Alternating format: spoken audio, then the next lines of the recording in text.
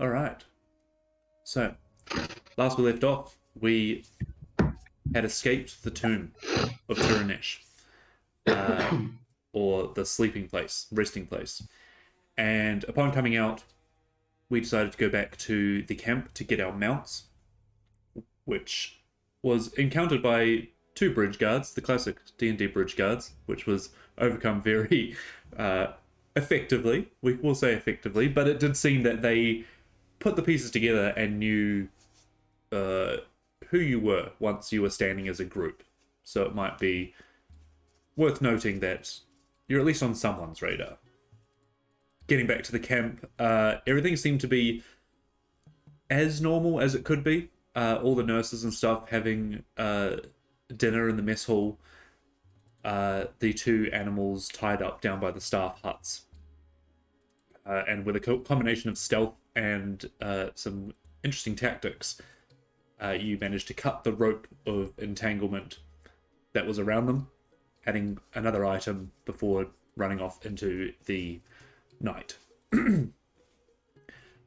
Constructing a device of sorts with the dragon shard that you had, you managed to amplify the sending spell between Hera Molikov and Ghost before getting a reply from Shapiro, whether it be back in Staralusko or somewhere closer, told you to keep your chin up and keep heading towards the city.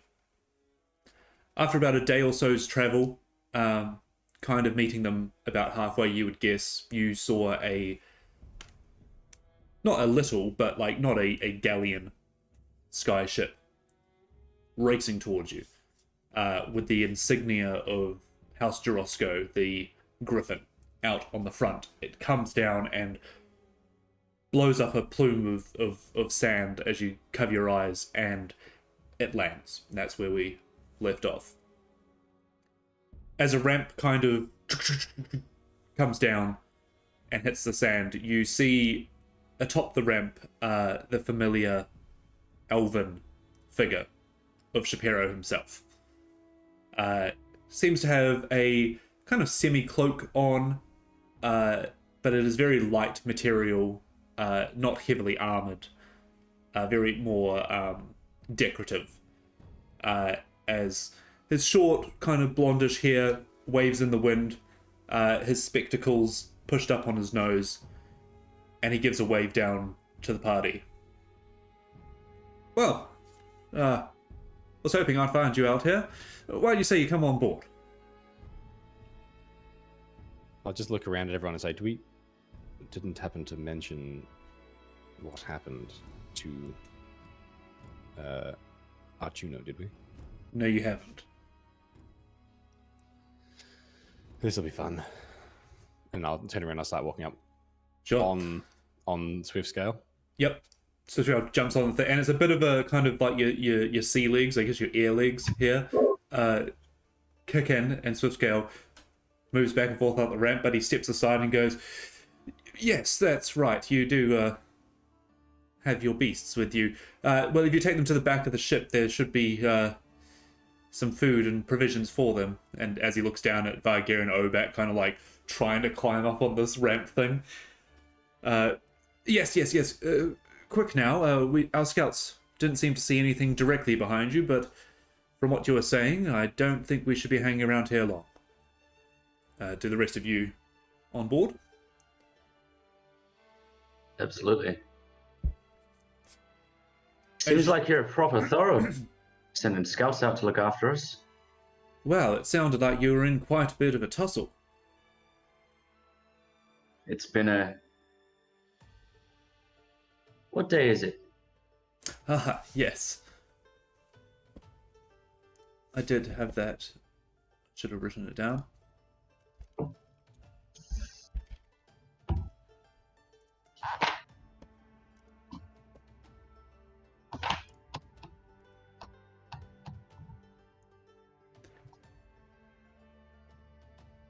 Loading. 4th, 5th.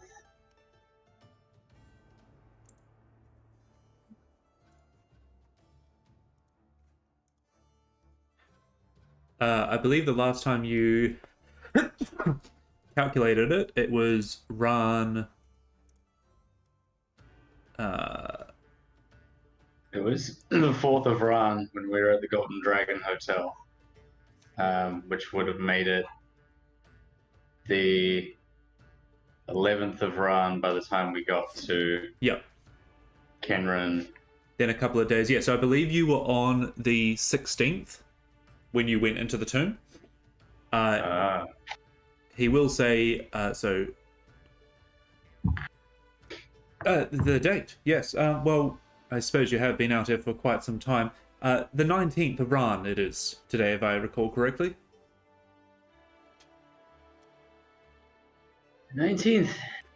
Yes. All right. In that case, we've had a hard 3 days. Oh, you've been out a bit longer than that, but... anyway, get on board.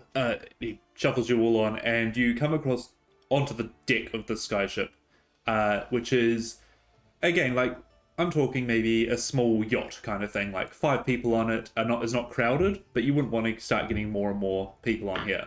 There's a Alf up at the steering wheel, kind of like holding it in place, and then maybe a spattering of 1 or 2 others across the ship. You see that there is a downstairs area, but you imagine that it goes down to 1 floor and maybe a couple of rooms. It does seem very much like a scout vehicle or a fast travel vehicle. Right, well, why don't we turn back? And the elf kicks the steering wheel, and you feel the energies of the 2 blue dragon shards on the side start kicking up, and you feel the propulsion under you as the skyship kind of makes a bank turn and takes off into the air, traveling at quite some speed. The wind is now not rushing, but quite quickly blowing through here. Once you get to a bit of an altitude, it not slows down, but it settles down with the propulsion, and you are now quite a distance above the ground as you all find yourselves on the skyship. As we kick off, I look to the rest of my party. Who looks like they've never been on a skyship before? I'm going to definitely say Vargir. Him and Obak are Other probably than Vargir, holding yeah. onto the railing and Obak, and he's probably just breathing at the back of the ship. How do the other 3 of you look? I'll leave it to you to describe.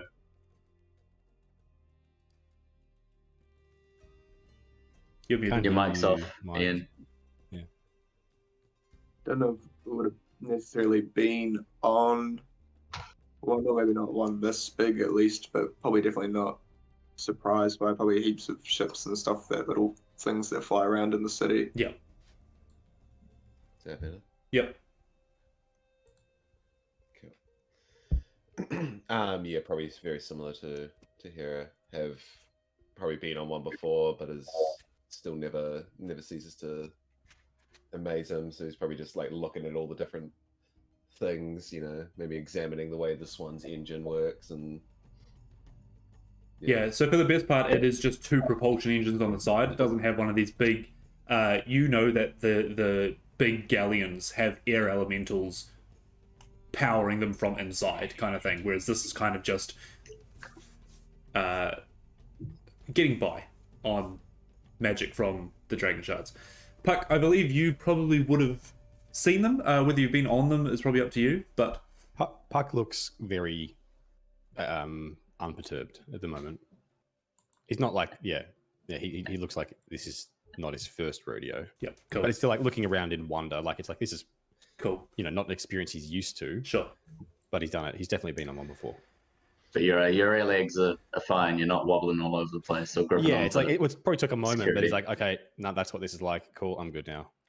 But it's probably hard to tell if it's air legs or if it's just his like natural kind of dexterity. Yeah. Where he's a bit, he's got a pretty good sense of balance.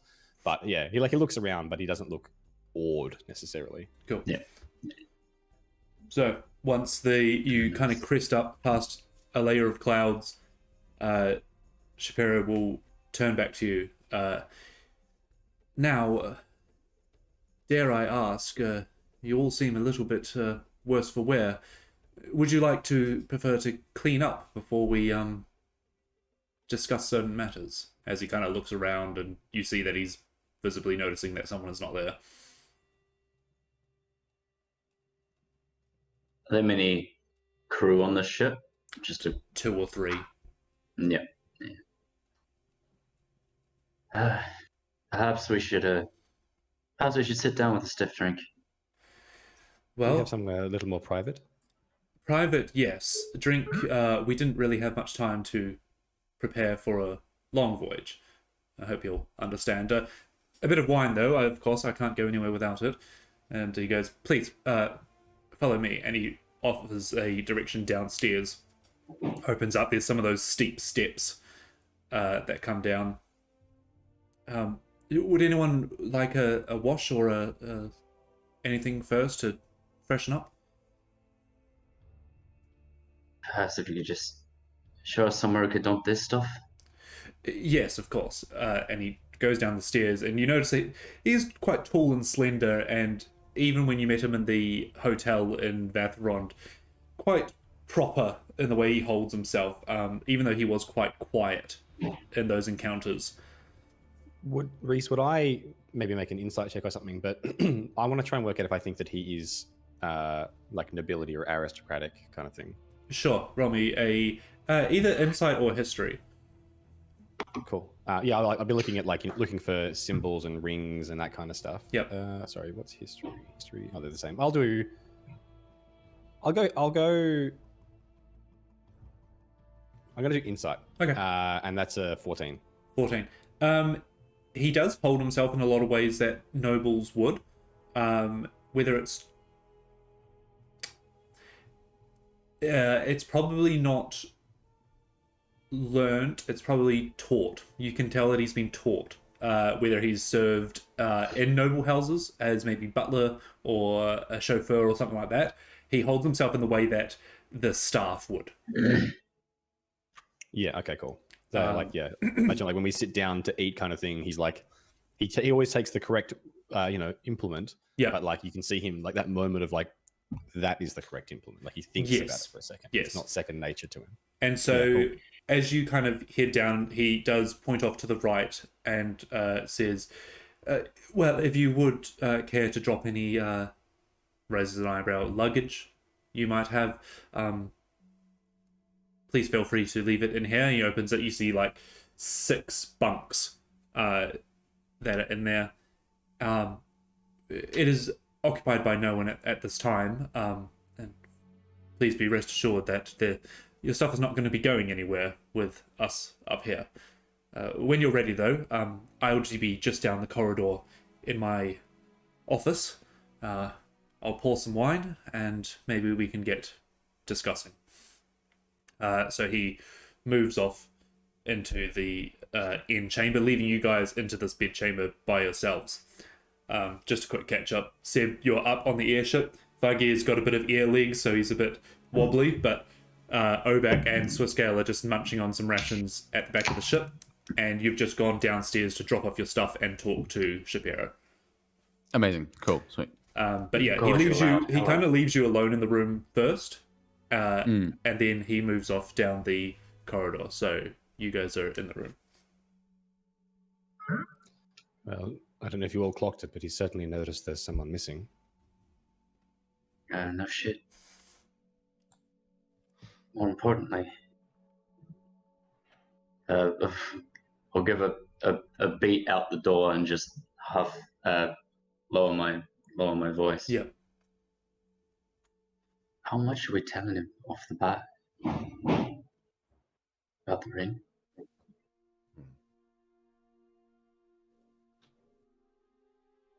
What exactly did you say, Hera?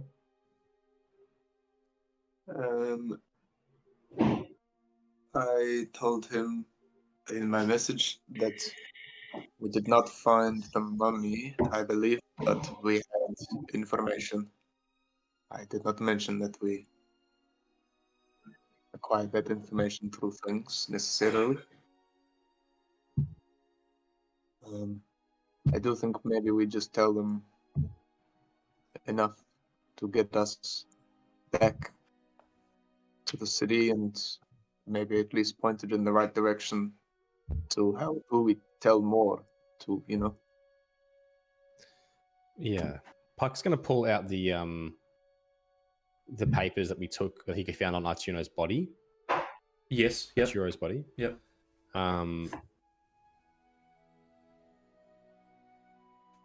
Yeah, like and the just sort of instruction and the letter and stuff like that. yeah, just sort of read over them again and say, I'll just read it out to us all just quickly. Jurasco mission briefing, date 4th Ran to Dr. Artuno Orsini. Briefing for the Ken Run mission. Proceed to the aid camp CMAP. Present Dr. Gomez in charge of the aid camp with the enclosed letter. You should first make your way to the site of the recent confrontation. The site is approximately 2 miles west of the aid camp on the far side of the river. Beware of possible level 3 threat in the vicinity. Our intelligence on the threat is regrettably limited. We believe the threat is a temple guardian of some kind. Your mission is to enter the temple and retrieve the mummy for immediate return to Jurasco HQ in Star Alaska. Any accompanying artifacts should be likewise recovered and brought home. You have assured me your team of specialists is very able, but alas, they are new to the job. As always, we find it best to initiate and test newcomers in the field. Brief them as and when you see fit. We will expect a report on the individual team members upon your return. You have proven over and again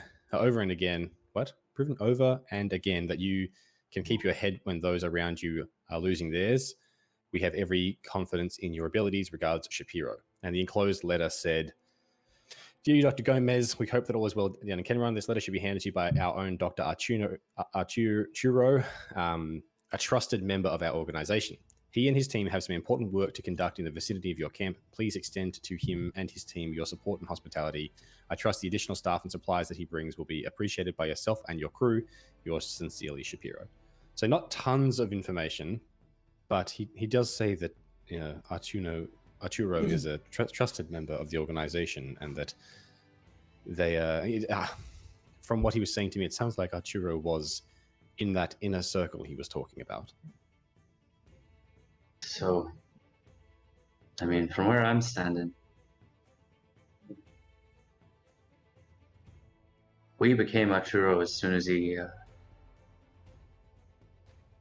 was unable to lead the mission anymore.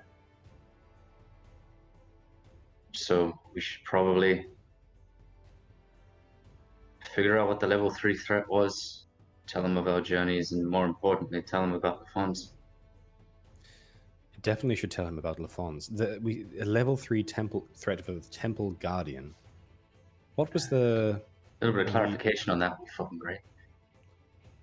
Yeah. I mean, I think we should... I don't see any harm in telling him that we went to a few of these places, we found the central tomb, and there was no mummy inside. That all seems fine. It's whether or not we tell him about the ring.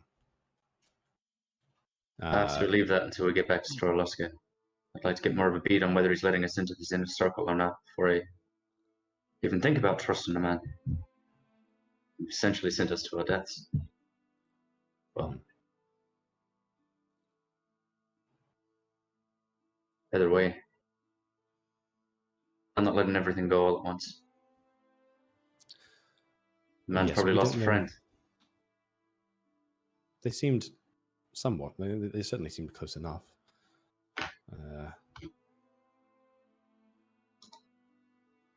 Yeah.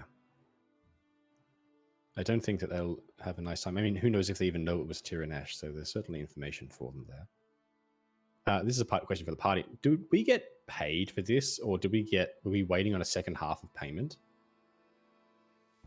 I can't remember. Yes, I believe it was. I think we were paid half up. Yeah, we were paid half up front. Or something like that. Yeah, I just haven't got it written down anywhere. No, neither do I. I'll have a look if you want to keep. I don't know that we have been paid for anything. I don't think we have, actually. No, but whatever. We haven't. Pretty sure that we went to... Because it was kind of happened when we started this year. And we started off like with a bit of a flashback of the last week and then traveling on a train to Star Alaska. But yeah, anyway, that's just a bit of confusion there. If anything, they would have said you would be rewarded upon return. Yeah, sure. Yeah. I think that was the case.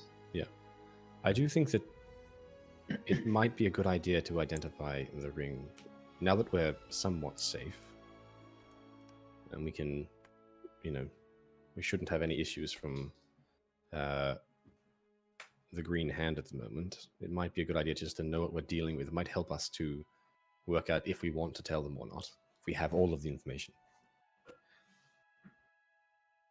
Right now,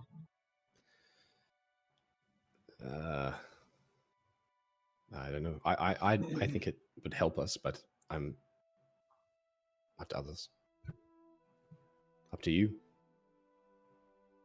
No, I think we try and get as much information as we can from this one in front of us, as opposed to all of them back in the city. If we can get one on our side, it's a good start. and the more bargaining chips we have, I guess, the better. The more we know, the more we can, the better informed our decision will be. Okay. In that case,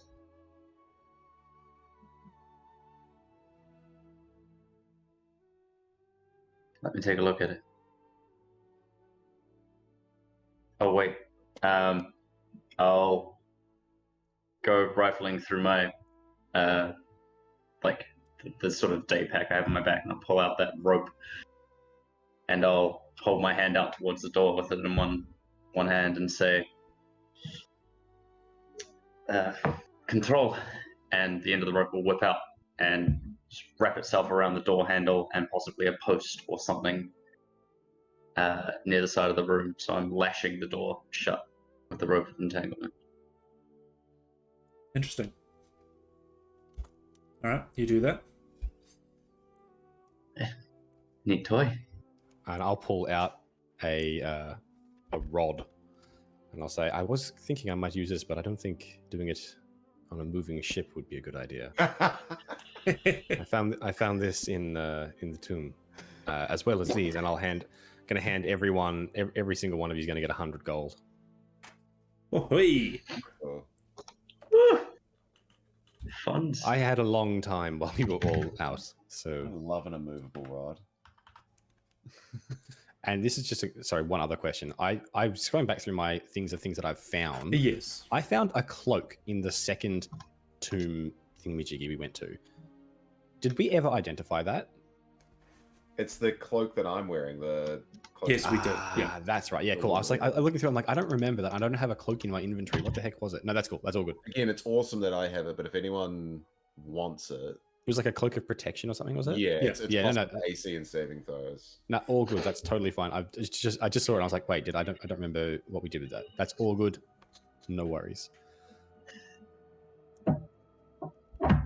And I'll pull out my Da Vinci Codex style device and one of the few remaining at the moment charge canisters and plug it into the back, and the kind of prongs will open up on the side and just sort of look to Puck and wait.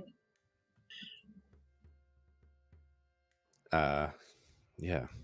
Puck will dig into a pocket and pull out the ring, still holding it by the hanky kind of thing, Yeah. and placed it down, I guess, into the center of the little viewing. But yeah, I don't know. Or I'll hand it to you, whatever you want. Yeah, there's kind of like a little dish with a couple of like prongs that can hold things down. I'll set that up and then take a deep breath. Let's see, and crack the canister on the back. I'm actually casting the spell. I'm not going to do the ritual. So this is going to happen in an action rather than Right. over 10 minutes. And I will identify. All right.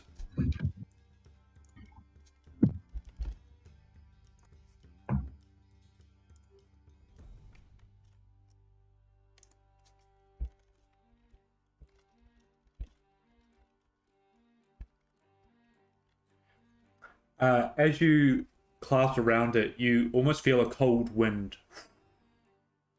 pass through the cabin. But your device clicks and moves and rotates if you check Messenger as you kind of start figuring out what this thing does. And Dale, you can also add 100 gold pieces puck from the tomb. Gave it out to everyone.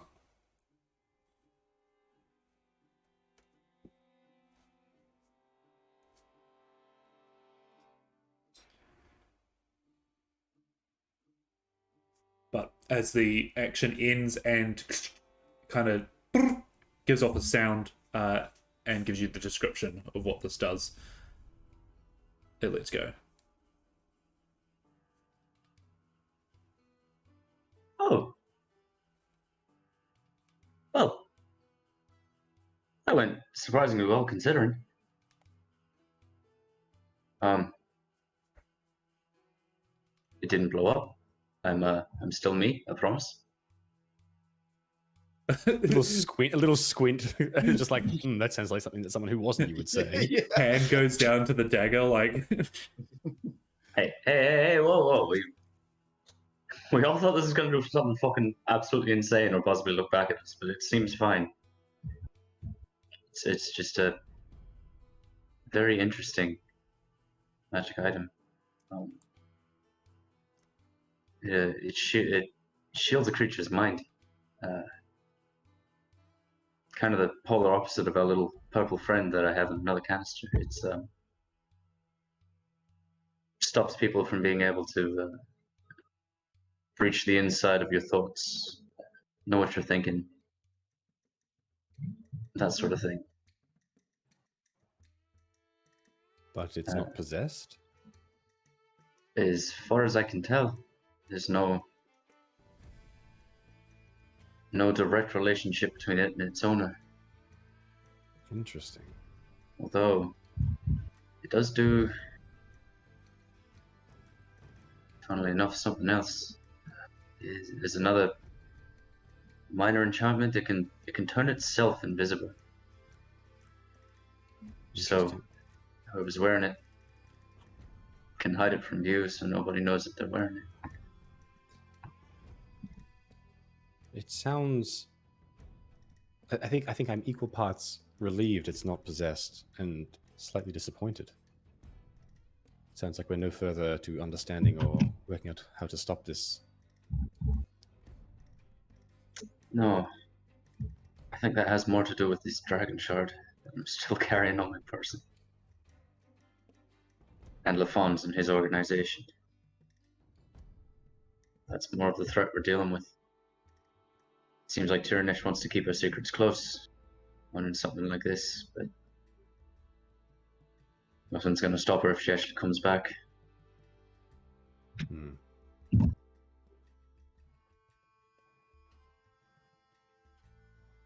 So this does give me some interesting ideas about how to use it. Talk about that later. So what exactly does it protect you from, having your mind controlled? While wearing this ring, you're immune to magic that allows other creatures to read your thoughts, determine whether you are lying, know your alignment, or know your creature type. Creatures can telepathically communicate with you only if you allow it.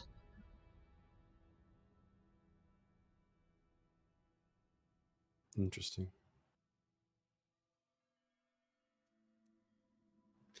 All right. Well, not the most helpful, and I guess that does. There's no harm in telling Shapiro about this anymore.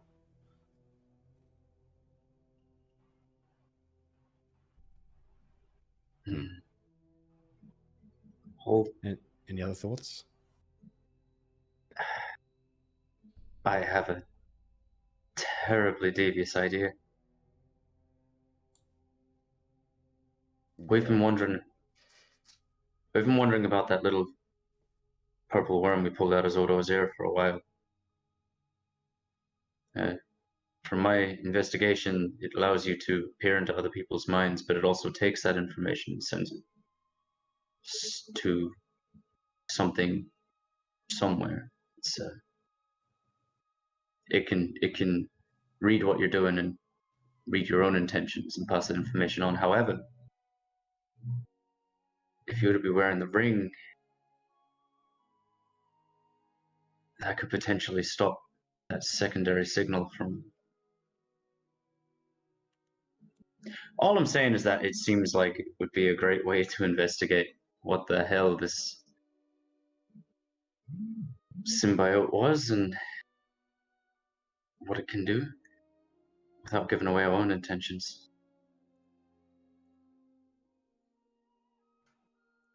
I think that's a good plan, but maybe just for another time.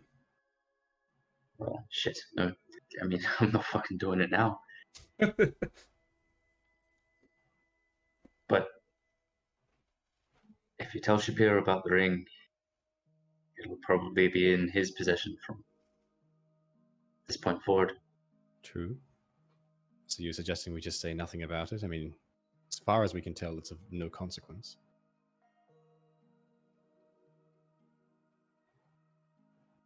Why? As far as we can tell. But the Fonz wanted this for some reason.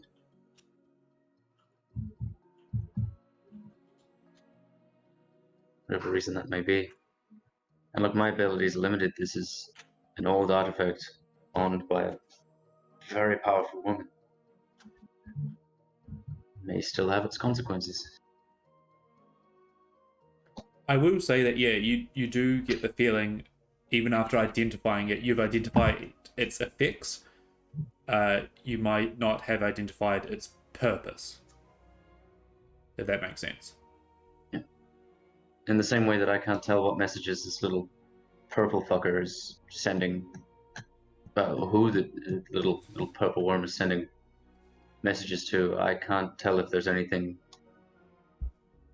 beyond just what the magical capabilities of this is.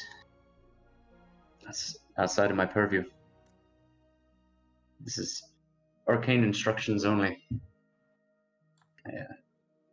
So, with that in mind, Vargir, you have a sense about these things, no? Yeah, I guess sometimes. And I think you will remember that at the camp you did get a sense of undead coming from that ring. Yeah. Yeah. I think I'm pretty sure I relayed that back. Okay. Or you can relay it now, either or. Yeah, sure. Back in the tomb, I still got a sense of undead from the ring, but I'm not quite sure. I can check again.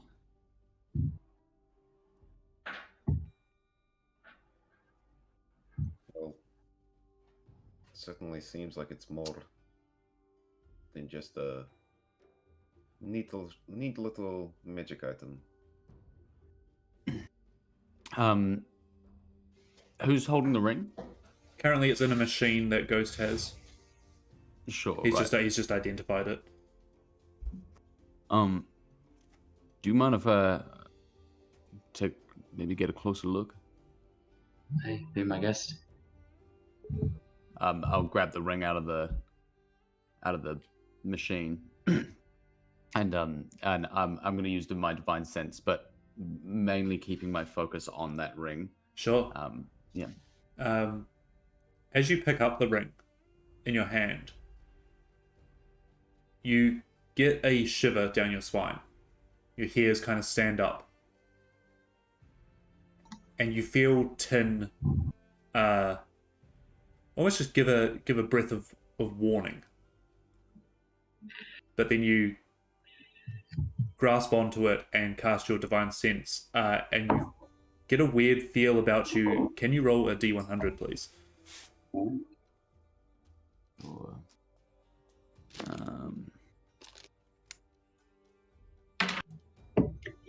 70. 70. Yeah. It takes a beat, but then Tin comes up behind your head and gives the sense of not only undead, but death beyond. Right. And you get this weird just feeling from this ring that you're holding. And then you kind of feel the warmth of the room come back. Yeah, he'll kind of come to and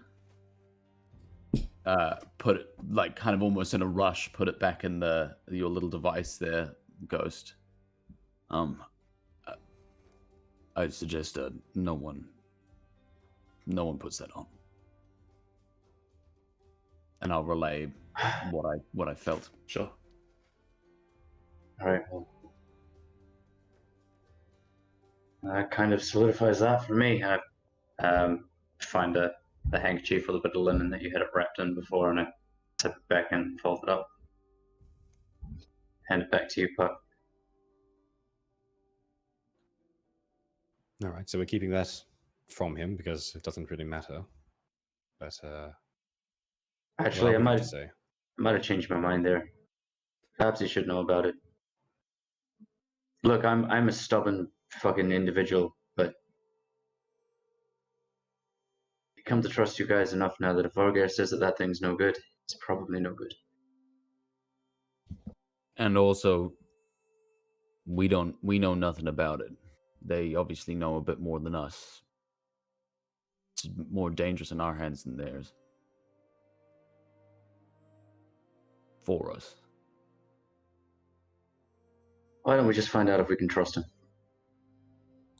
That's a If good we can start. trust him, and hopefully he can help us out. Let's not forget that this is a two-way thing. We can ask him some questions. Oh, there's gonna be a lot of fucking questions. I have a whole fucking list.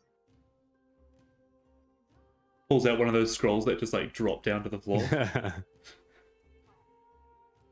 This notebook used to be for mechanical designs. It is now just filled with theories about why the fuck we were sent on this mission and who's after us and why we're doing this in the fucking first place. I hate it. I want answers.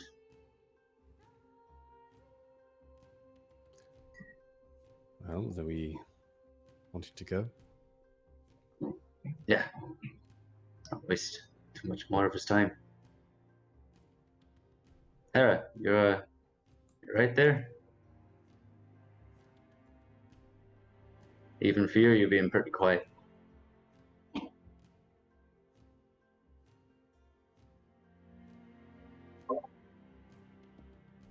Yes, there's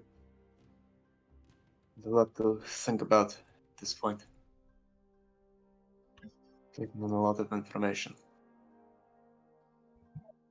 I do think maybe we can trust this man, at least. I mean, he did pick us up in an airship in a hurry. He came pretty quickly when I said we were in danger, yes. Got to be a good sign, at least. Or a very bad sign. But yes, that too.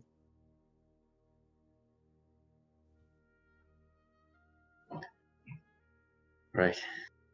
So, we tell him about Ring?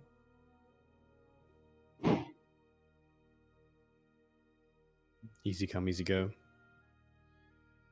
I'm not sure I like the temptation of using it in conjunction with something else.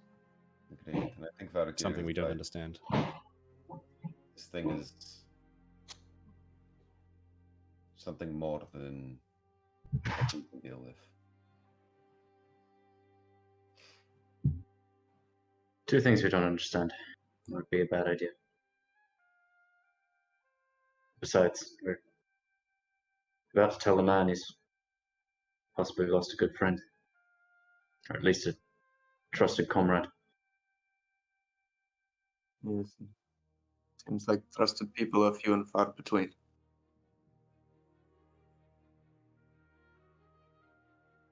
Maybe we tell him this, we can gain his trust at least. He might tell us some stuff.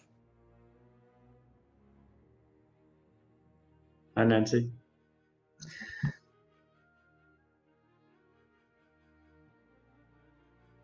Yeah. Definitely feel better about him than I did with Alphonse, so. I need a drink.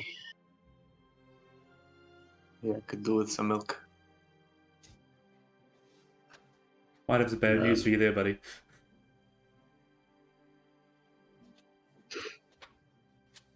I point back over at the door and say, "Manners," and the rope darts back to my hand. What was Good the fun. word? Manners. Interesting. Sorry, what did I miss? Apparently a fight with a small beast that was in the room. What was it? What were you guys doing?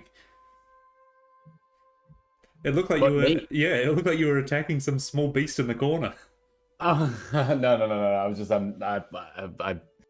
I stood on my dog's poop yesterday, Oh, and, no. I know. and it went through the house, and I didn't realize it. Now I've realized it, so I just got Nancy picked me up some stuff for the carpet. Classic. Oh, really? You tracked that in here? d- Shit, you meant to watch out for that. You own or you've been traveling with Orbach for how long?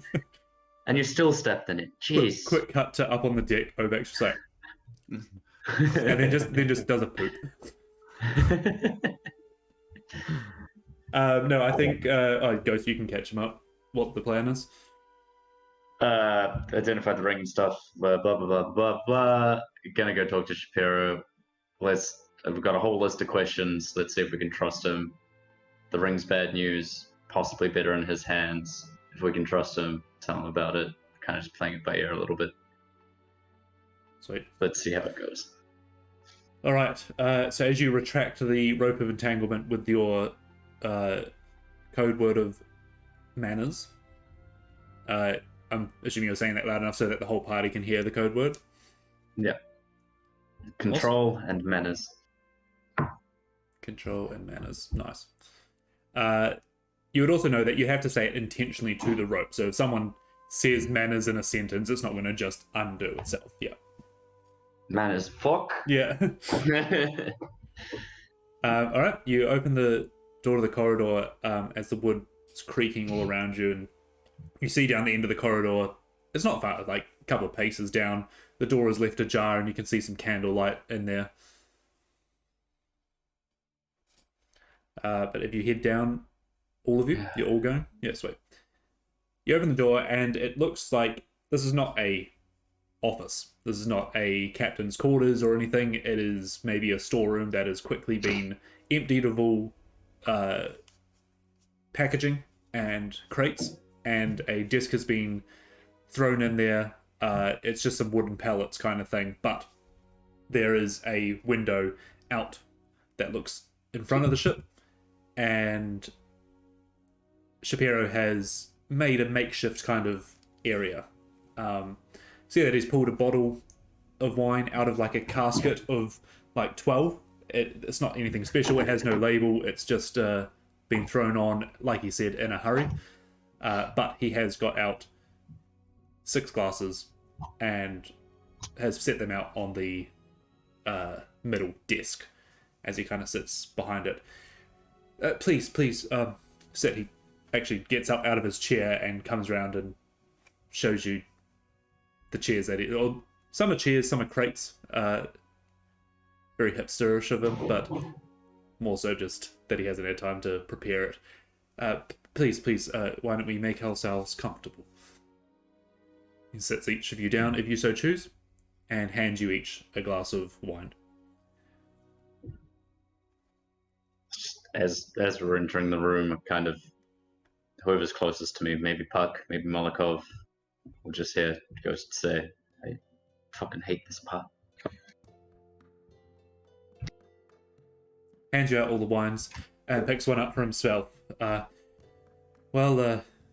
Start off on a good note. Here's to at least us being here.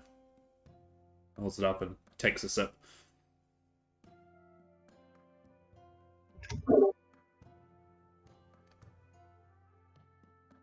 Does anyone not take a sip? Ghost? I see that in your eyes. Stares at his cup for a few seconds and then probably downs nearly half of it. Roll, okay. It's not great. It's passable as wine, but it's not fantastic. Kind of gives you a bit of a foul taste in the mouth, but for all intents and purposes, it is just wine. Probably still tastes better than half of the stuff I've drunk over the last couple of years. Possibly, yeah. Shapiro rounds back to the front of the table and sits down. Well, I suppose I'll let you tell me what your story is. Please, I'm all ears. Yes. Well, once we left you, we traveled for a few days. Everything was sort of all right. Just a couple of monsters and things on the road, but nothing particularly difficult until one of the mornings, just as we were getting close to town, Arturo took me out ahead and started speaking to me. Roll me an insight check.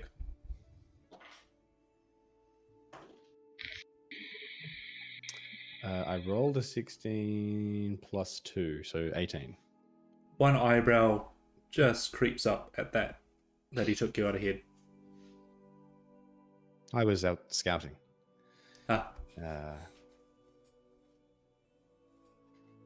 But he started to speak to me about someone we both know.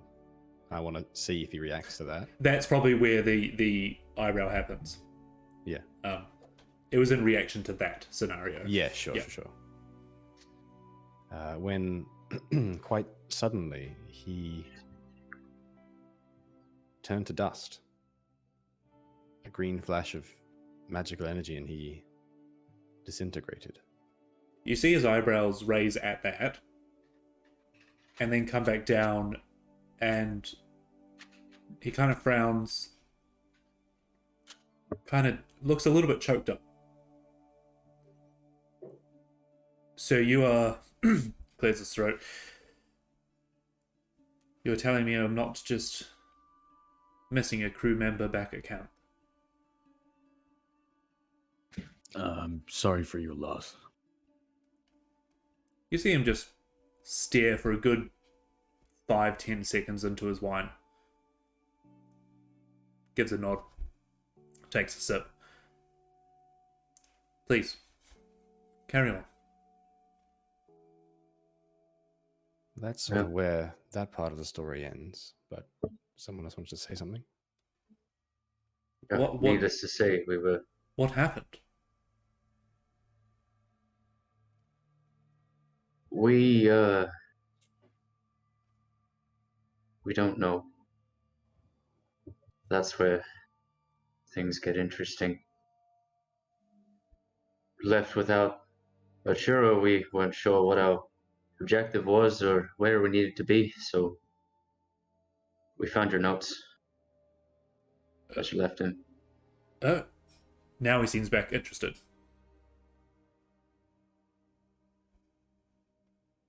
That kind of gave us a clue as to what our real mission was, but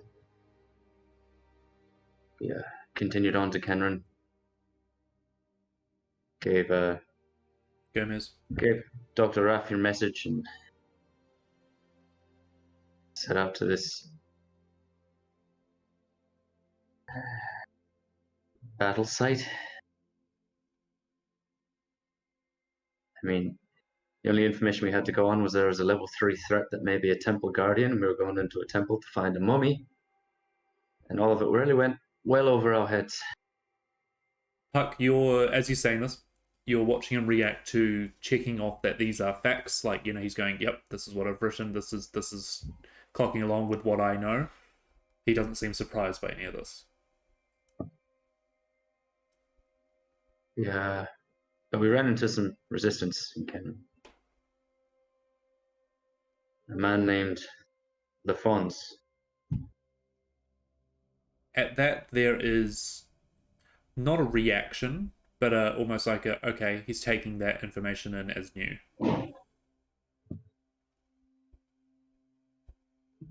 Yeah, very capable sorcerer in his own right, leading an army of what we thought was orcs, mercenaries, but later found out to be changelings, shifters. Changeling and shifters he does react at. Oh, okay. As in, like, that has confirmed something on his end. Hmm.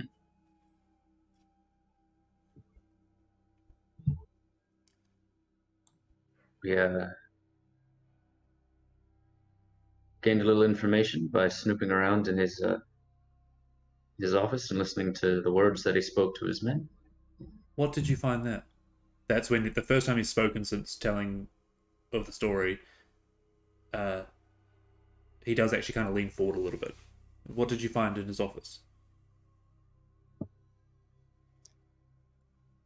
He had a good look. Mention of sorcerer and the lost continent. And I'll get a beat on him as I say that. You can roll an insight check for that.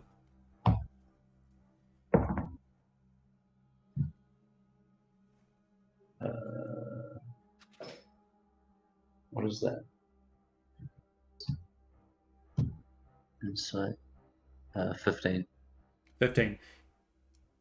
Almost counter to what he's been reacting, the mention of that, he has 0 reaction. Interesting. Which might be a tell as well. It's almost like he's pulled himself in after hearing that.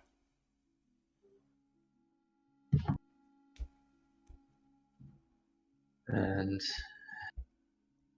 that's when we started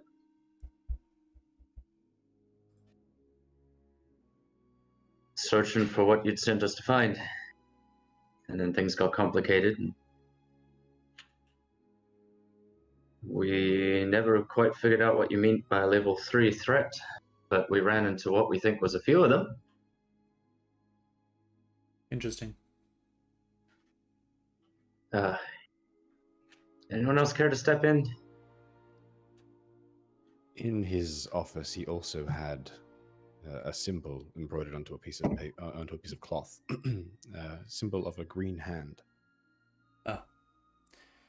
You see him kind of again confirm that kind of slots a few things into place for him.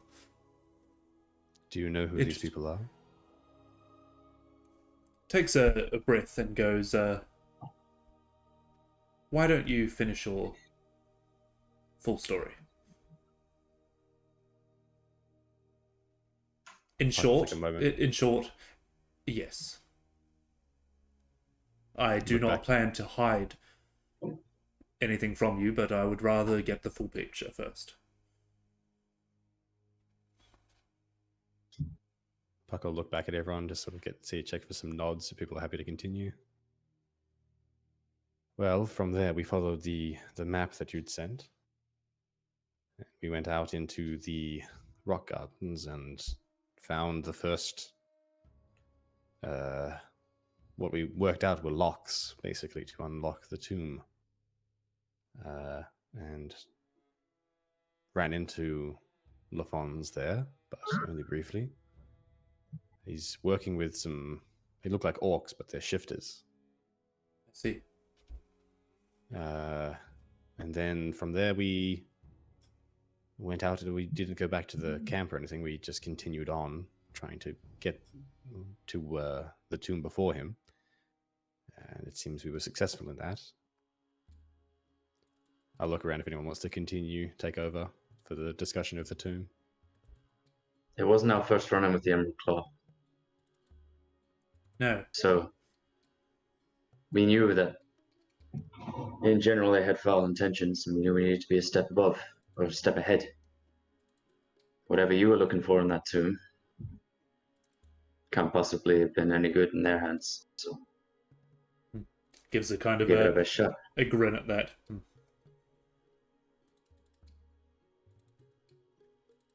Did you have much information on the tomb before you sent us out? Did you know of the locks, the arcane guards, the dragon shards? No, that is information new to my ears. Let me state, that is information new to my ears.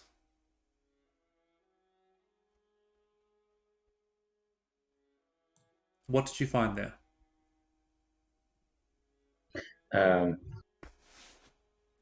Ghost will fish around for one of his little notebooks and he'll draw that hourglass symbol.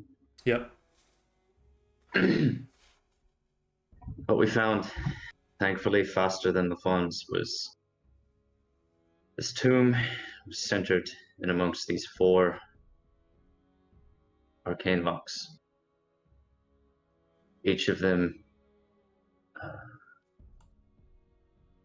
each key of these wards powered by a dragon shard or bonded to a dragon shard.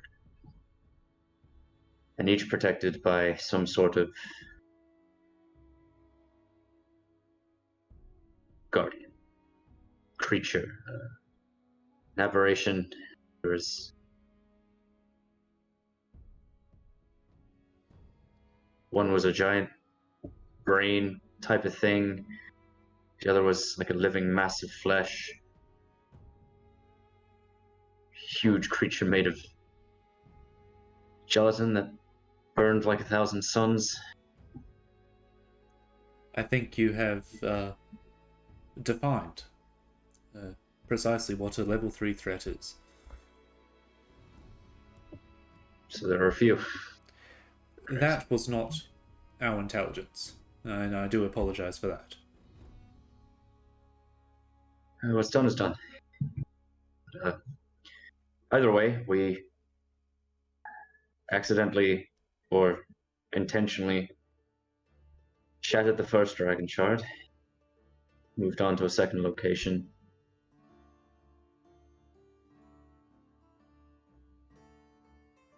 and stole one. Ghost says, kind of. Eyebrow goes up. And then found a third, and despite our best efforts, destroyed. Third. From little pieces of information we received from one of LaFon's men, we figured we only needed to unlock the 3 to get to the tomb. So the 4th is still out there? Well, that's another reason why we were in a bit of trouble. And I'll reach behind my coat and pull out the wrapped dragon shard and Put on the table. open it on the table. As you do, he uncorks the wine and pours another round of drinks. I am fascinated by your storytelling, as when I think you're in danger, you then start the next sentence with, "Then we got in more danger." No fucking shit. We had no idea what we were getting into. This entire thing has been incredibly stressful, and I can't believe we're doing this for an absolute stranger. He actually, I think it's a wisdom save or a charisma save, but he's going to cast calm emotions on you. Which one? Charisma? What was it? They're both low saving rolls. Just for the players. Yeah. Have we seen? We saw LaFon's disintegrate someone, right? Outside of that little prologue. No. Ah, okay. No. It was only in that. He teleported out of the hole and then fucked off. Yeah. We he disintegrated someone on the way. We suspect that LaFon's was the one who did it, but we have no evidence of that so far. We just know that he is a capable sorcerer. That's either a 14 or a 16, depending on wisdom or charisma. You just feel your heart rate just come down a little bit as he goes to, please. I know you didn't know you were getting into this. Please finish your story, and then I can speak. Seeing him cast a spell, though. Yep. There's definitely a moment of Puck like reaching to his boot, like starting to draw a dagger, and okay, come back down. Yep. It's all right, Puck. He's just encouraging me to breathe. Finish off as the you wine. Inhale wine. You take over. Well, we managed to find the tomb. Fought our way inside. There were some undead ghosts there. I got inside and wandered around. It was a temple, a pyramid, and 2 pyramids. One stacked on top of the other, but we it was laid out to be confusing, to I think, obfuscate the real location of her Tiranesh. Ring a bell? Don't know if they knew it was her or not. Then you see him sit back and go, "Wow, you are definitely proving your worth." Yes, carry on. Anyway, she, or whoever had buried her there, had tried quite hard to make it look like there were several other tombs, and someone might find one and think that was her, but it wasn't. But I we see. worked our way through until we got to what we assumed was the final door, but we couldn't open it. We had to dream our way through. See him kind of go along with the story, but this is you kind of lost him a little bit here. Well, we all shared some kind of collective dream, and inside she was there, and she was being guarded by these celestials. You see him look at his glass of wine, take another sip. Strange as it sounds. Anyway, we managed to... when we woke up, the door in front of us had been opened, and we could go in, and there was a sarcophagus, but there was no body inside that sarcophagus. Say again. There was no body in the sarcophagus. We know that we weren't beaten into this room. No one got there before us. How can you be sure of that? Well, Lafons came after us. You see, he's a little bit annoyed at that. So all of this, for what? You to share a dream. You see, and then you see him correct himself for even having a little bit of an outburst there. He kind of goes, "Please carry on."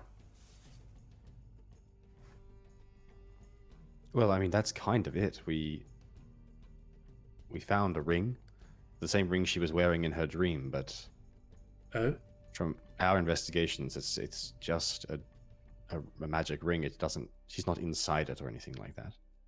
may I see it? I think you still have it, Ghost. I did hand it back to you. Oh, okay. But, I will take it out and I'll just put it. This time, I'm just using my fingers, Yeah. like holding it, and I'll just put it on the table. When you do hold it, you do get that chill down your spine. You place it on the table. You see him lean over it and kind of look at it, but not touch it. Well, it's something to go off. It's not quite right. No, I do appreciate you bringing it to me. If anything else, it's something. It's a start. And you see him pull out from the back of his pocket a handkerchief and put it over it. Do you mind?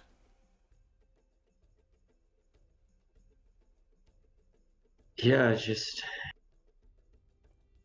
be careful. Of course. I believe saying that to you would be more appropriate. And he picks up the ring, opens a drawer, and puts it in it and closes the drawer. Right. Look, this whole thing has opened up a whole page of questions, and there's more to the story than we can just explain around a table. There's paperwork, there's history, stories, secrets, pieces of which we found, Of course. most of which we don't understand. No, and I don't expect you to. Was there anything else in the tomb that you got? It might be useful, it might be helpful. Just some coins, I think. This, I'll have the little, flavor thing. Oh yeah, thing. interesting. Keep the coins. They have no use for us, maybe apart from historical value, but you definitely have earned it, and you will earn your pay when you arrive back in town as well. But anything else? Kind of, you see him start it now. His eyes are going to each one individually. Perhaps Hera can explain how dream walking works in a little more detail. Maybe we leave that for another time. You see, he's like he's not on board with this idea. Trust me, it's relevant. Looking around at all of us as he's asking if there's anything else. Harry won't say anything, but will definitely sort of almost put her hand on her little satchel bag sort of thing and just like almost just like push it a little bit round so it's on the back of her hip. Yep. And a little bit more out of view. Well, might not be a fruitful treasure hunt, if you want to call it that. But I suppose I have some explaining to do. There is one key piece of information we should probably make pretty clear. Yes. There were 4 of these wards, and as far as we're aware, 3 of them have been destroyed. This shard here is the last of those. And I would hate to think what would happen if this one also broke. You believe it has relation to something to do with that tomb you were in? I believe it has direct relationship to the tomb's owner. She's I understand. sealed or bound in a place that can't be reached until the seals are broken. Or we don't know. No, I appreciate that extra bit of knowledge. Would you mind if I held on to that too, then? Yeah, just don't go putting it in an extra planar place. Understood. And he opens the drawer on the other side of the desk and picks up the dragon shard and kind of almost pauses while he was holding it, because you've also felt it, that just little bit of pulse of arcane energy. Puts it in the drawer and closes it. I will make sure it travels in an ordinary backpack. But you be rest assured it is now in safekeeping, or will be very shortly. Puck will also pull out the hourglass with sparkling sand. Like it was, yeah. Okay. An interesting artifact. This is from the tomb? Yes, I'm not sure if it is or does anything, but Khorvaire, you've got a What? inside piece of a person. The skull? Right, the inside piece of a person. Shapira's like, "Ooh, there's a crate over there that has not a lot of use. May I ask again, anything you found within the tomb, can we place it over on that, please?" As after he's asked, now people are starting to reveal that they have found things in the tomb. I'll put down a human skull. He notes it. I'm assuming you put I the didn't- hourglass over there, Puck. yeah. But I think that's all Puck is wanting to Yep. hand over. He then looks at Molokov and Hera. If we're going to be honest with each other, I do expect it from both sides.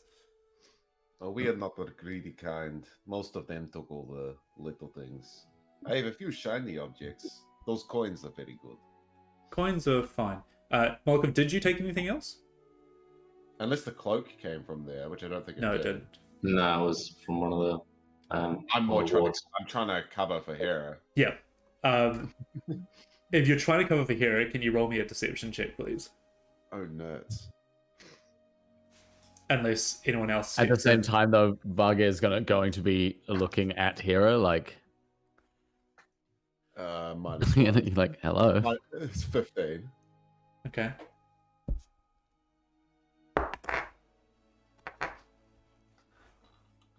His gaze moves over to Hera. I'll sort of look to Molokov and look back and then just like have a quick glance around the room and then notice Vargy like staring at me. Oh, well, I suppose it's not treasures and stuff, but we did come across some spells and information. Yes, you're right. And I'll walk over to the table and I'll slide my like satchel round to the other side and I'm going to pull out the 3 spell scrolls that I found, and I'll put them on the table. As I'm putting them down, I'll be like, I don't really know these magics, but I mean, I would quite like to learn them, or at least copy them. Perhaps you can keep the originals, but I'm always looking to learn new magics and stuff. And I'll put the spell scrolls on the table, and then Roll walk me back to a persuasion check.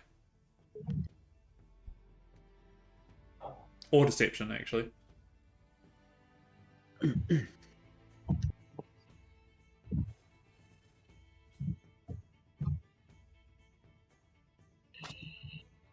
persuasion or deception. Yep. Both plus 0.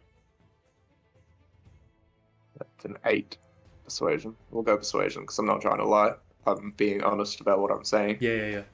You put them on the table and he goes, I'm sure we can work out some sort of arrangement. And just gives you a nod. That would be appreciated. Well, pops up the wine, pours himself another glass. Aye, please. Yes, he will fill your glass up. I suppose it's my turn to talk now. First of all, I apologize for the strife that you've been through. Artuno spoke highly of your deeds in Bathrond and believed you were capable of taking on certain tasks. You've probably pieced together by now that our branch of Jarosco does more than provide aid and healing in the region. Our teams also seek out threats against Khorvaire and deal with them. You were ideally hired to be such a team. Artuno was supposed to explain this all to you upon arrival to the camp. With the most recent attacks and confrontations happening in and around Kenron, we had a suspicion and intelligence that an ancient power was being sought after. We're interested in what this guardian was protecting. We were unaware that it was guardians. 3 or 4. We believe that you would come across some sort of temple or tomb in the area, which you have confirmed. And to recover what you could find to stop what was causing... stop whoever was causing this strife to back away. La Fons, I believe you called him.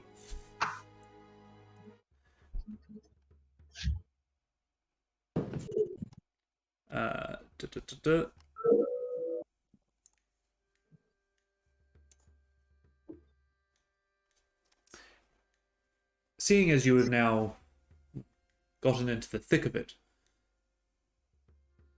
as some might say, I do feel comfortable, if you are, to bring you into the tier of Jarosco that not many people see. I thought that'd be a given by now.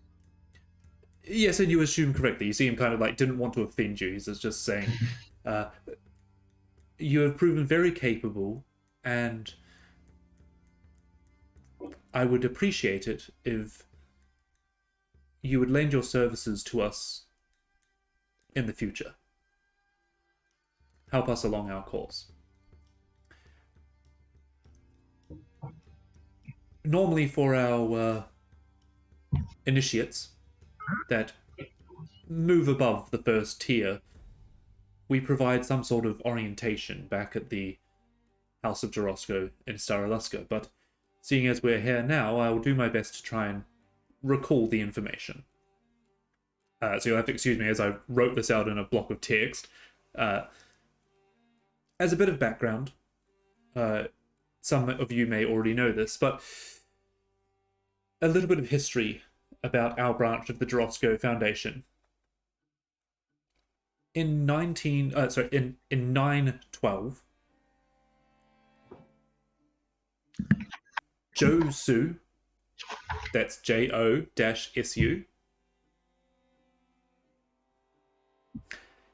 In 912, Josu Keeling sold the alchemic empire he had built up over the previous 30 years. With the proceeds, he founded the current branch of the Jorosco Foundation in Staroluska. Various newspaper articles. Oh, sorry, that's if I'm handing it to you. Basically, he goes on about how Jorosco has brought to the people, help to the people across Khorvaire, following epidemics, natural disasters, and, as most of you know, wars. As such, the Great War has ended, but battles still continue around the place. That is what we give off to the public for most of the time. And now that I can welcome you into Tier 2, I can inform you that Jorosco Foundation has been able to learn about the so-called shifters you spoke about. It appears that the shifters are native to Eberron, centuries and centuries ago, having ruled empires that have now faded into history and walked lands long before the rise of modern kingdoms.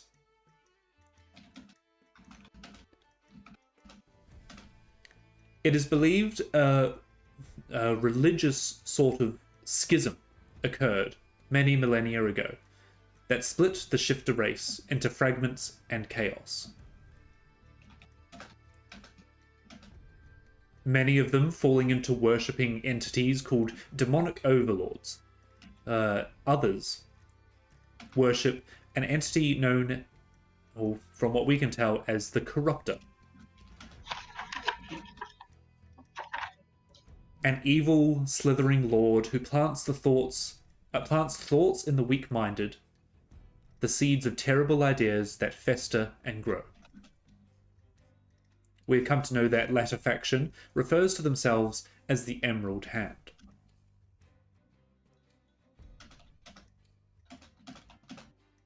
Jorosco has found, in their experience, the followers of the overlords and creatures of the dark are content to hide from humanity, or the modern kingdoms, deep below the ground in subterranean cities. They are wise enough to know that to pick a fight with the surface could spell annihilation for themselves and their culture. Conversely, the evidence that Jorosco has gathered makes the organization believe that the Emerald Claw, who were believed to be responsible for Kenrun, is working towards a plan that will spell disaster for Khorvaire. The details of this plan are not yet known, but it is imperative that it be discovered soon. The Emerald Claw is organizing and coordinating its efforts across the continent. For all we know, there might not be much time left. And I hope, by sharing drinks and hair, and hopefully being introduced back in the city, that you can be a forward-facing crew in stopping this from happening. I will let that sink in for a bit. Yeah, let me catch up on notes. Yep. But as he explains, as he's kind of explaining where they're at in their research, that they've got little like points of intelligence from different places. They have spread out, but they're not like known to have spread out. They're almost running an organization under the name of Jorosco. But they do still provide aid to people. That is their front, and that is what they do. But go for it, Jed. Two questions. Does your branch have a name? We do just go by Jarosco. Right. And is this what you were doing in Vatherond? Yes, we had heard murmurings of, you know him quite well, Zodor, and his methods of achieving things. What they were looking for, we not quite sure until you lot came along and basically helped us see from the outside that they were trying to create some sort of war machine.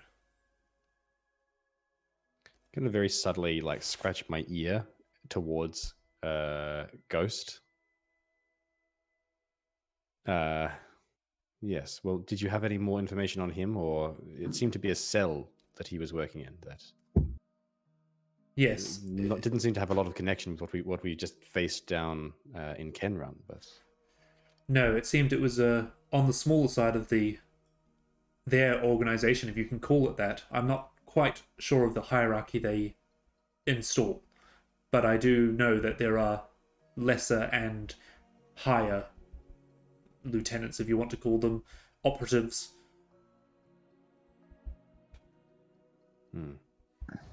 It seems, at least from the experience we have so far, that they are, I guess, a little bit like your own foundation, where members of certain tiers only know a certain amount of information. Yes. Very correct. As soon as you think you're clever, and then suddenly you have people wanting to burn down the world, copying you.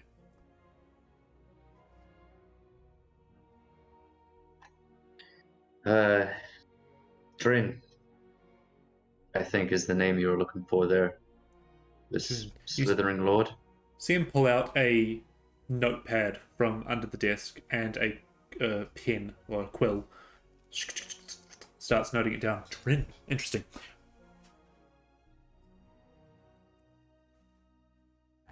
Quick question for you. These shifters that now live under the ground and too afraid to come out, were they born there? Was that where their people came from, or? I believe now, yes, that they would be born there, but it seems they are shifters that, for all intents and purposes, don't like the light of day because, as you know, it looks you up and down. Mankind in the modern kingdoms can sometimes not be as welcoming as we would like to be. And you don't agree with that? Not entirely. What do you mean entirely? I think everyone should be treated how they are presented. For themselves. He's meaning it in a good way. Everyone should be themselves and be accepted for who they are. Yeah. It's just before you go, but in saying that, if you're creating a band of bandits to come and raid my village, I'm not going to look fondly upon you. You must understand that. I know it goes deeper and there might be motivations and reasons, but I can understand also where some of the villagers come from in regards to these folk. I suppose you would have had a debrief from Bathrond. The group of shifters who aided in the fight against the War Machine, these were what are considered these underground communities, these ones that hide from the modern kingdoms? Yes, from what I could tell, we couldn't discern where they had come from. There were no tunnels or anything in and around Vatherond. But we didn't pursue, if that's what you're asking. We are not that kind of organization. No, just clarifying some information.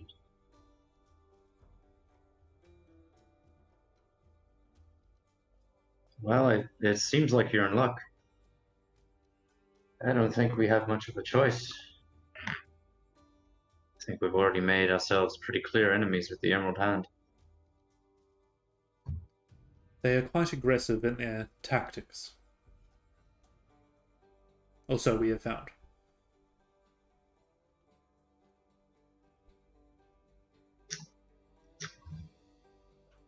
You said you had some questions.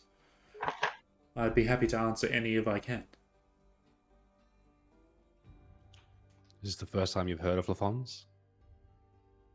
The name, yes. It doesn't ring a bell, or at least not to me. What about this in relation to what you know about the claw? I'll pull out Lafon's map. This language, it's Takes a look at it. old and Interesting. I can't discern what it says, but I believe this is the language of old evil. And it basically describes it as abyssal. so this isn't tied to the aforementioned demonic overlords. This is something else. I think it gets a bit murky when you ask the devil himself to write you a love letter. It's a language of noises and interpretations. I believe if we're talking mechanically, overlords would probably speak abyssal as well. But it's hard to say what writing is for this. Sure. Is there? I guess I'm asking mechanically. At least Ghost might know this. Is there a definitive difference between infernal and abyssal, or is it kind of a blurred line? Oh yeah. There is not a definite difference, but it's pretty blurred. Yeah. Okay, cool. Questions.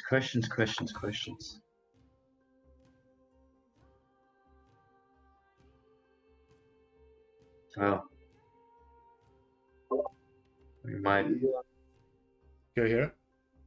The name Tirenesh from the tomb. Does that mean anything to you? That does mean something.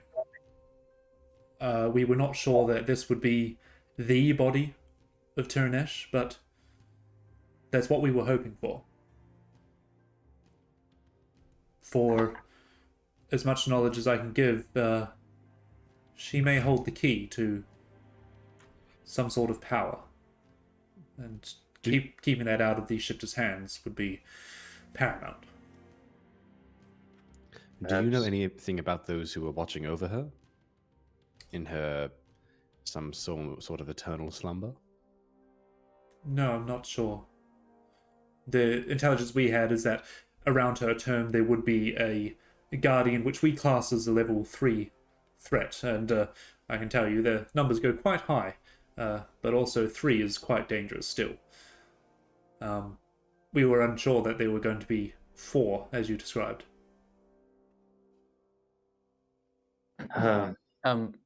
Do you know of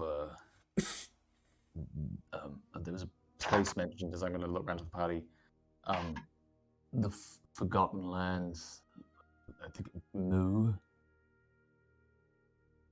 Moo. See him kind of give a nod and kind of calculates how he's going to say the next thing. So he takes a second to think about it. Mu, I believe, is the name of what is referred to as the Lost Continent. It is theorized at the moment, until we get more information, that if the shifters can connect Mu with our reality, then they can open the door for Drin to cross over,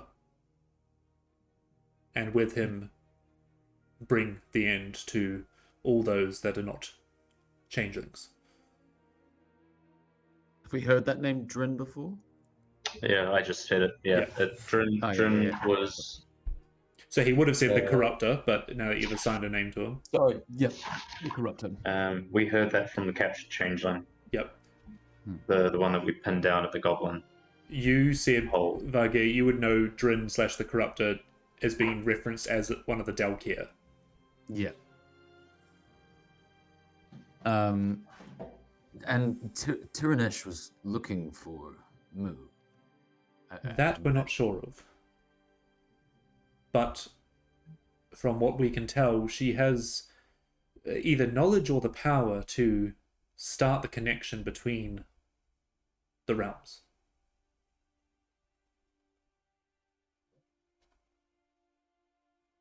Wow.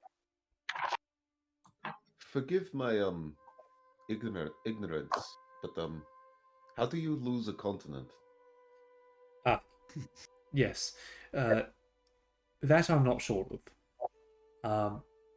We believe that it is when the religious schism happened between the shifters millennia ago. Something cataclysmic happened, and whatever was evil enough to be banished from reality was. And we're aware. Sorry. Yep. I was going to say we're aware that these like continents, especially like Eberron and sorry, just find it, like Eberron and Sybaris and Kyber and stuff like that. They were also known as actual living things. That's what the story says. Yeah. That's the creation So story. Yeah. just to clarify, Eberron is the planet. Khorvaire is the continent. Right. Eberron is Right. said to be Gaia, the Mother Earth, the Earth. Mother Earth. Sybaris is the sky, the atmosphere, Protection. and Kyber is the Underdark, the underground, and all things that hold it together. Yeah. Right. Yeah. Okay. So it's less of a literal they were things and more of like a myth, well, yeah. It's the creation story. It's the creation story. Yeah. It's Yeah. It's as much as we can go, hey, there was a Big Bang at the start of our universe, and everyone just goes, oh, there was a Big Bang. Yeah. We don't actually know how that happened or why that happened. Or I understand that side of it. Yeah. I'm more just trying to figure out whether it's cool. You would know. Give me a religion check or a history check, Vargia.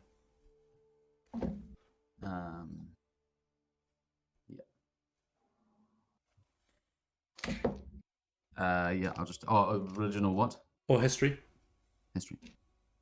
They're the same. 18. 18. Right. Things like overlords, gods, deities, they are the children of Eberron, Sybaris, and Kyber. So you've got like the overarching creation story, and then from them came the hundreds of gods, hundreds of overlords, and stuff like that, and then, stuff like that. Yeah. tear down. Yeah. I guess you've given us a good understanding of what you know, but perhaps we can help fill in some of the blanks. It was a series of scriptures in these within these locks that revealed themselves to us as they were unlocked. And we don't have the whole story because we only saw 3 of the 4. And I'll kind of go over the inscriptions and what seemed like 2 sects of shifters sealing, warring sort of thing, and the sealing away of Tyrannesh. And there was also a couple of other names, which is on this page here. There was Turan, and maybe it was just it was just Turan.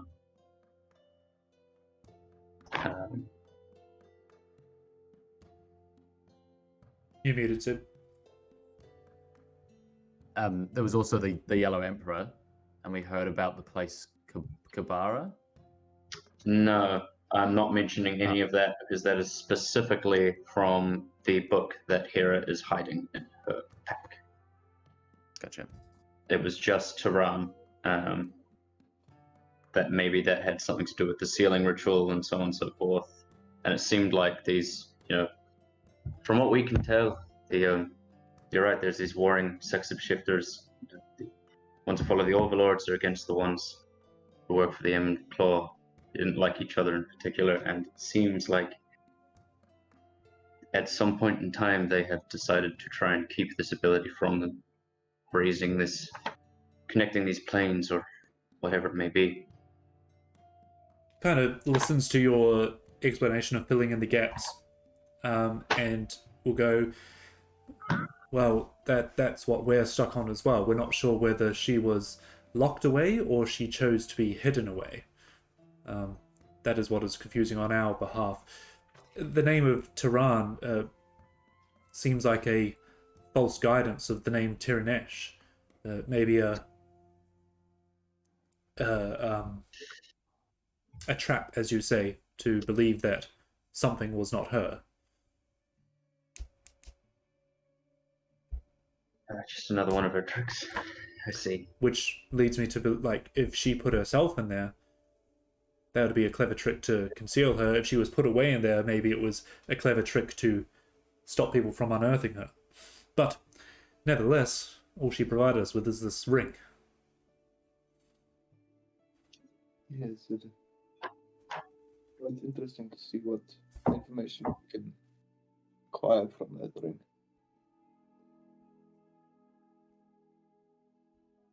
Just spitballing here, but who's to say that someone hasn't been there before and the body's... Well, we all know it's gone, but who's to say that that's just magic, or she's... What if someone came before all of us then? You're absolutely right. It's something we need to keep in consideration.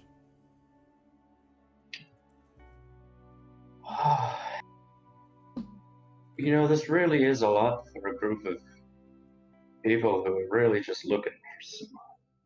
I understand that, and now that we have brought you in, I feel a little bit of guilt of taking you from your normal lives, but rest assured, I am very thankful for what you have provided me with today, and we can toast to Artuno and continue on in his memory. But like you and I, like having wine in the sunset of Staraluska at the harbour, I'd like to continue doing that for years to come. It doesn't fill me with great encouragement that people like these shifters are trying to undo that.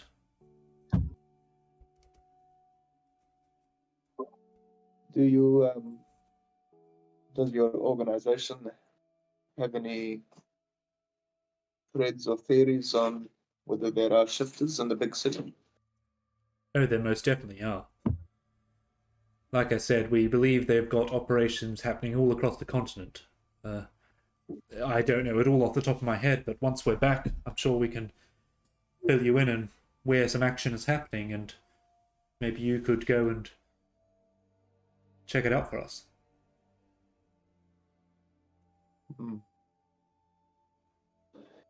Good to know. We'll have to stay on our toes, at least. Oh, absolutely. And how secure do you reckon your inner circle is? Seem kind of like cock his head at that. We're pretty confident, but you do raise an important question. We may have ways of making sure.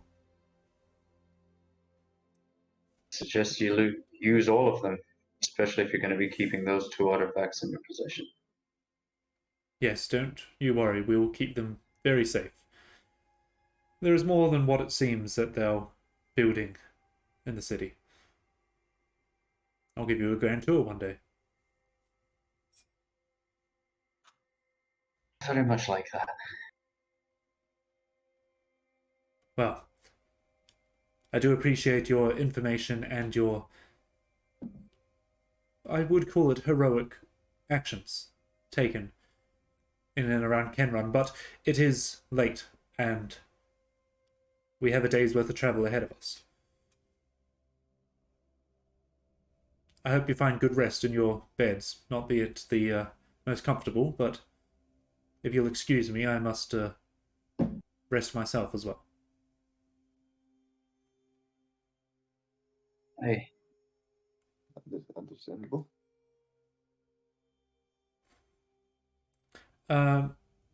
I'm gonna say, can Puck, you give me a perception check?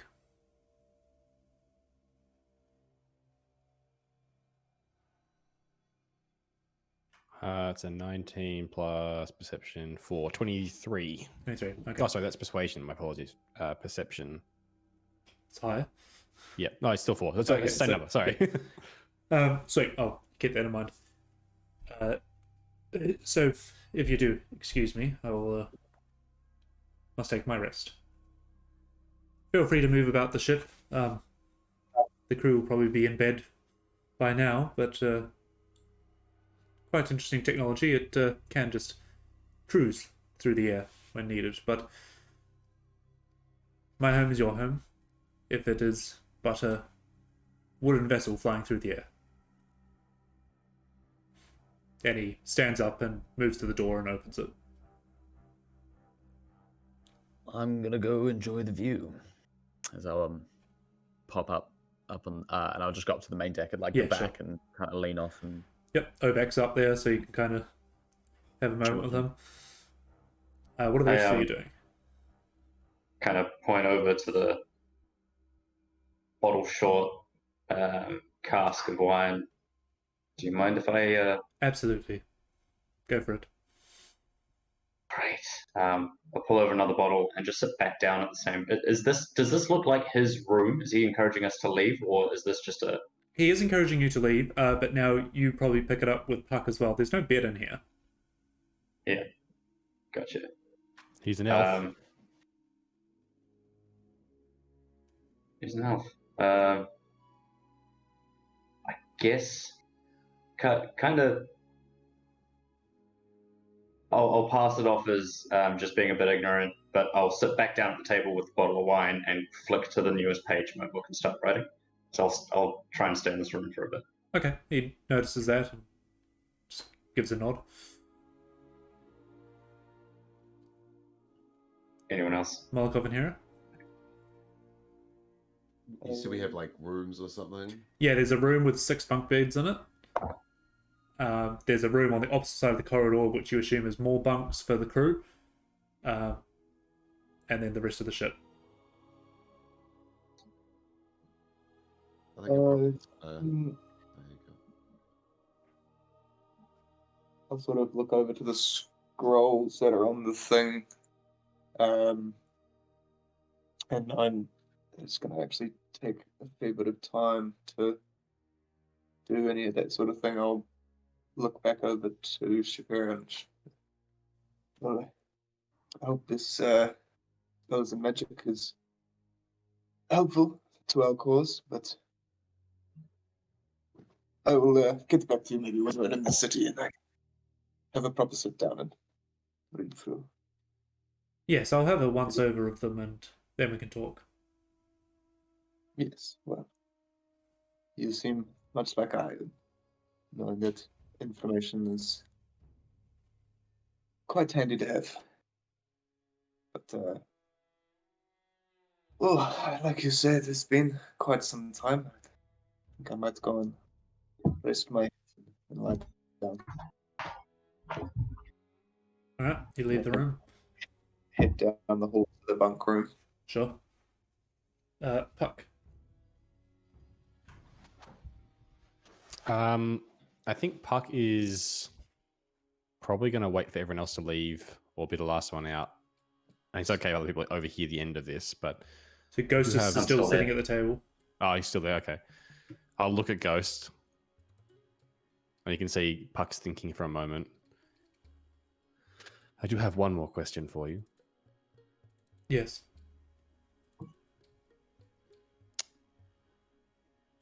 I saw your reaction before. Where is Laurie? Kind of takes a beat and looks over at Ghost, who's just riding head down. Turns back to you and maybe at best we discuss this when we arrive back. All right. Just sort of, not to intimidate, but just sort of stare down Ghost, sort of like a, just like don't say anything, and then walk out. Yeah, Puck's probably gonna go sit with his with Swift Scale. Nice. So yeah, you Deep and in you and thought. Vargear are up on the back of the boat, each with your animals. Yeah. Or the ship. You hear the door close behind you, Ghost. Some may consider it rude to stay back after being invited to leave. Oh, I'm sorry. I didn't see a bed. I didn't think you were. I thought you were going to rest. Yes, I wouldn't mind going over a few things first, but my mind winds down a bit slower than others. My apologies. I'm sorry. No need to apologize. That I'll kind of pull up my book and then I'll just stop for a second. I'll say, "Could you tell me about him?" Artuno? What kind of man was he? See him like take a deep breath and exhale. He takes a decent pause before speaking. He was a man willing to follow through to achieve the right goal.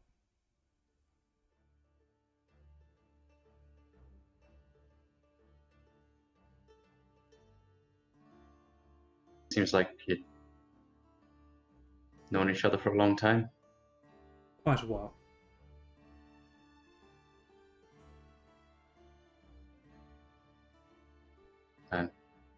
Sorry, once again. Gives a nod. Doesn't say anything.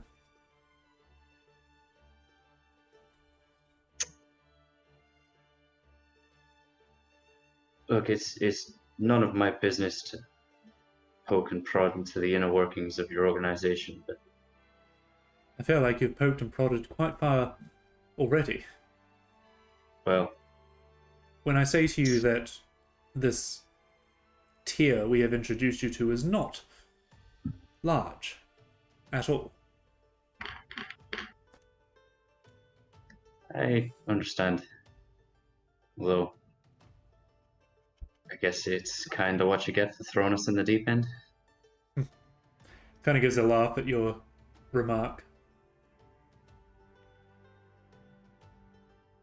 Just,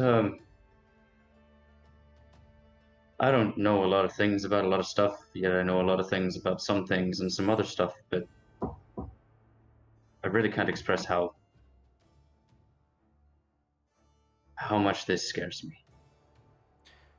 Those scare me. You seem awfully calm for a man who's potentially staring down the death of a realm. Huh. He gives quite an audible laugh at that. Fear is an interesting thing. If used correctly, it can propel you to greatness. Remember, Ghost, not all is what it seems on the surface. And he will walk back over to the door and open it. Gather up my book. Go to pour myself another cup. Decide to bring the whole bottle. Yep. And sort of give him as best as Ghost can, sort of a nod of understanding and respect, and just like a appreciation. Just looks back at you, doesn't really blink, gives a slight tilt of the head, Cool. closes the door behind you. You hear it lock.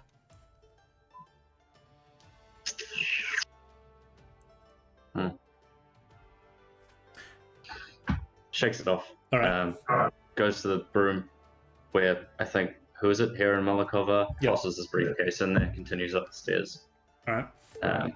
Goes and sees Goes and sees Puck. Just sits down. Yep, you find him at the back of the boat with Swissio.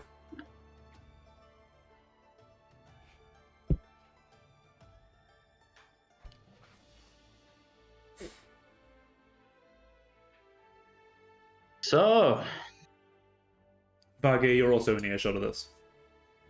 Yeah. Even if you can't see him on the other side of Obak. that puts the bottle down. It's corked.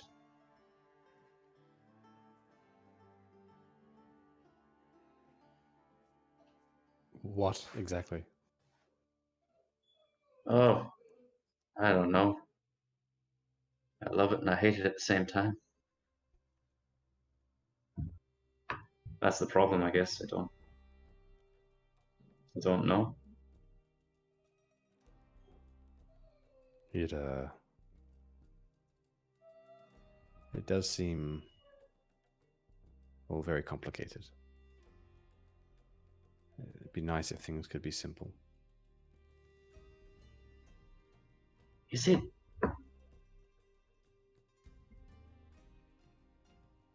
Is it foul of my character not to trust him? I think I trust him, at least so far. But I think none of us in that room were 100% honest. But he seemed to be about as honest as we were. Suppose it's tit for tat.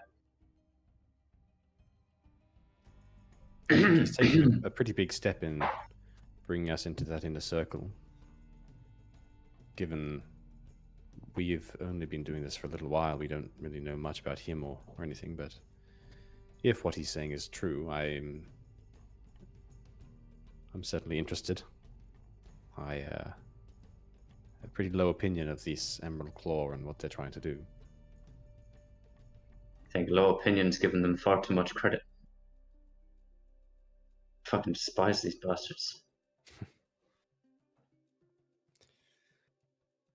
I Try don't. not to get too emotional about it. I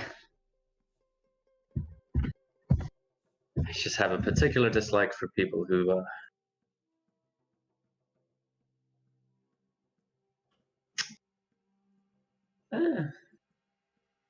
well, just a particular dislike for people, really.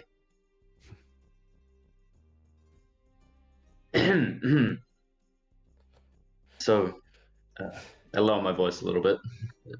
Continue speaking. I suppose we're following these threads. I think so. We a common enemy and all that. I think we try to help them for now. I don't know. I'm not sure what everyone else's plans and motivations are. You know mine, but I wouldn't say I even know yours. Why are you sticking around? That's actually a very good question. Nate, you can see him thinking, because we haven't had a minute to breathe in the last week and a half, and you've kind of caught him off guard a bit. Picks up the bottle, uncorks it, just takes a little swig. It's also pretty late evening, so the stars are starting to come out. It's that real pale blue glow across the sky. And it's almost, apart from the thrum of the engines, it's quite quiet up here.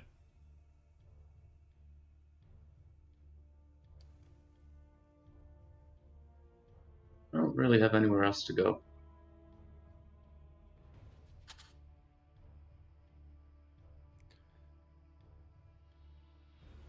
And I mean, don't get me wrong, this shit sucks, but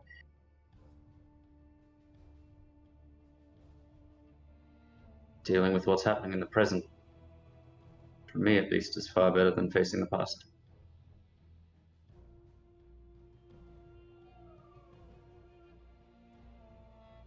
I suppose there's something to be said for continuing to move forward.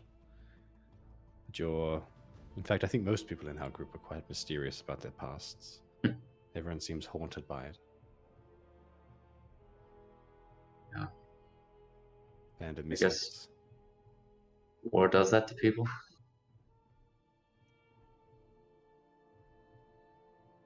I don't think I I'm not ever sure asked. it was all caused by the war. But we'll see. Sorry? I'm not sure I ever asked. How old are you?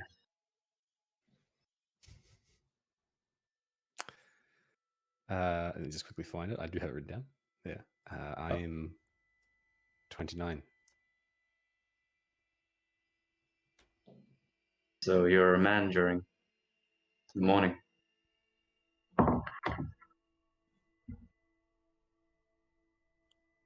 I was training. And you? Ooh, and also, I suppose, along with that, what are you? Yeah, keep in mind the morning happened about 5 years ago.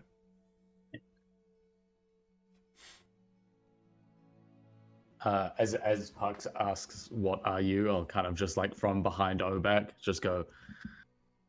That's a pretty good question. And then I'll stand up and Yep. like, "Hi, I've been here all along." You know what? I think I'm almost drunk enough to tell a story. It's, damn it. It kind of gets up and walks off without saying anything. So you guys are left kind of being like, what's going on? But I go back to the room. We're here in Malakova. Hey, you mind coming upstairs for a minute? You'll see as well. I assume Hera sort of sat down instead of busying herself with a book. Yeah. But if you sort of come in quite suddenly, you'll see Molokov had stepped out of the armor, is not wearing the cloak, and is just cleaning part of the armor. And Hera's licking under her leg. Well, I was going to say, if you're entering the room quite quickly, or I guess not, like just sort of coming down and pushing the door open, you'll probably open the door to a scuttling around Hera quickly tucking something under her pillow, and then looking up and realizing it's you and probably pulling the book back out. Give me like... Should I be prepared for a fight? What's happening?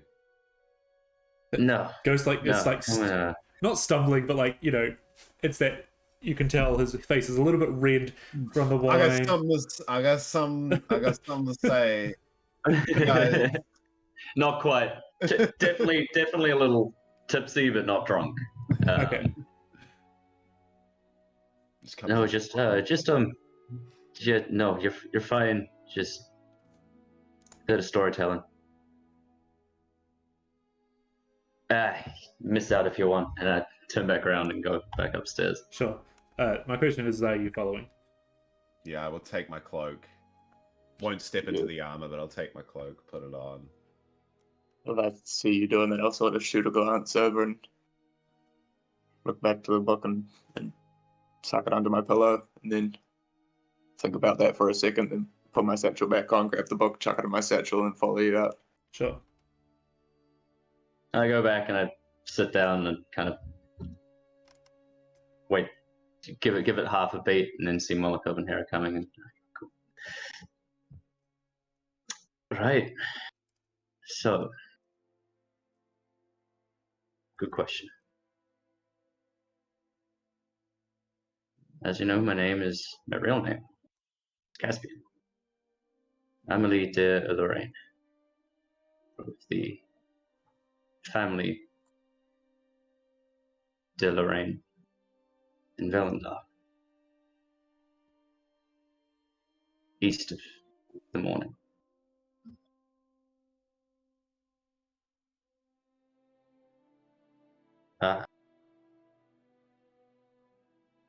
When I said I didn't really have anywhere to go, it's because I ran away. And as far as, at least I think as far as my family's aware, I died in the war.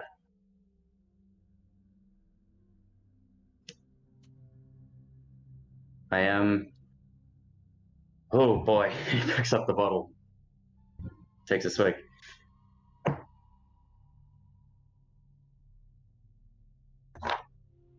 I'm the son of Sandra Lorraine and the bastard son of Neymar Lorraine. Hence why I am but a tiny half-elf. Apparently a very lavish and charming bard dressed in purple robes swung through the city. My mother, being, I guess, a little sick and tired of the noble life, liked to enjoy herself. So I came along. Much to my father's displeasure. But as far as what I am, well, I got told growing up that I was a lot of things. That I was a herald of success, brave warrior, gifted by angels, and a seeker. Although no one really ever told me what it means other than that it comes with a lot of responsibilities, and somehow I was going to be Valendar's herald to victory in the war. Apparently, one like me comes around once in every 10 millennia or so, when something in the world just isn't quite right. So,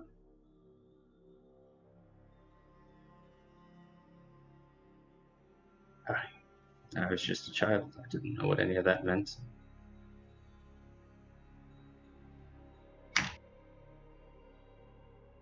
Despite being a part of the House of Lorraine, my father never treated me like I was really one of his own sons. Bastard son, you can't ignore. As it were, you are fucking adorable. Look at your little shame. Collar of shame. Oh, buddy. With Scale has a big foam collar around him. Just how it sleeps at night. Makes him snore with he's got it on. Oh.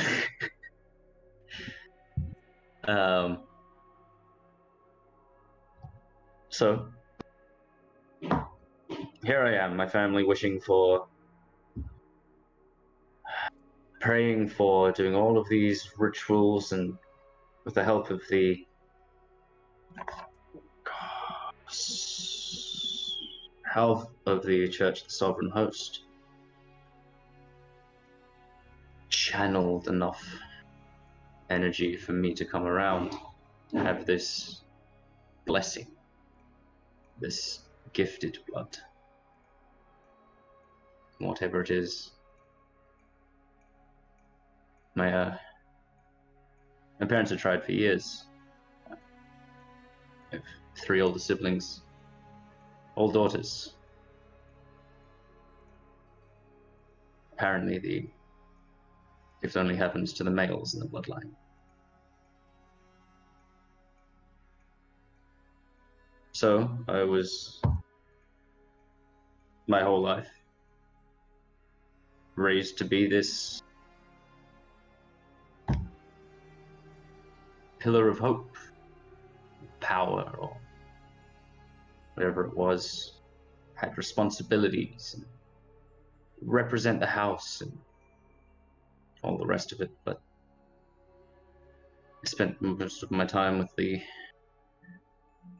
Sovereign Host, the church there. So for those of you who would have heard about the Sovereign Host, it's a very common thing. It's the 6 gods that are like the group of gods that should be worshipped. There's also called the Dark Six, which are opposite to them. But the Sovereign Host includes, there is the god of life, but that's the god of life and death. With life comes death. With harvest comes drought. With, they're all kind of all-encompassing as a whole, basically. I was basically raised by Father Ishmael in the Valendar sector there. Consider him more of a father figure than my own father ever was.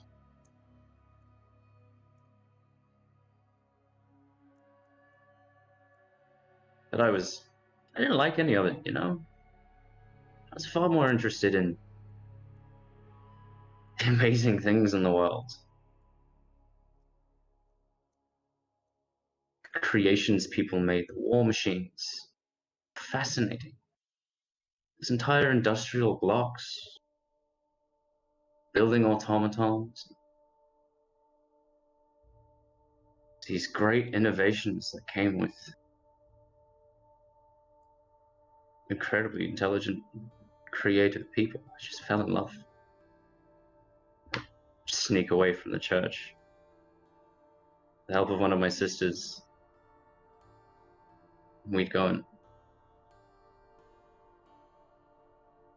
watch the alchemists and artificers creating, testing. Even got friendly with a couple of them. They might have known who I was, maybe they didn't. But either way, would have been their heads if they found out. Well, if my family found out. So I played and toiled and escaped. Was always getting yelled at by my father. My mother never really. I think she was just kind of ashamed. Then the war happened. The war was happening, but the battle on Syria. Before the morning. I was 14 at the time. During a particular important meeting with the Council of 12,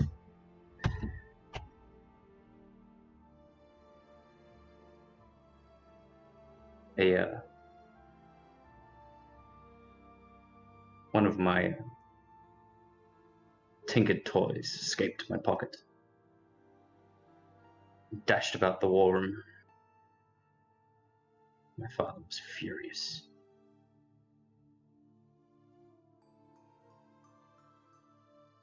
Much to the dismay of my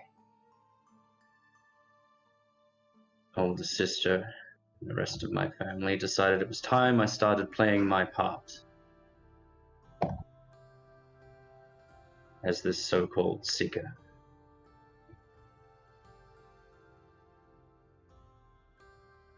Decided to send me to the front line.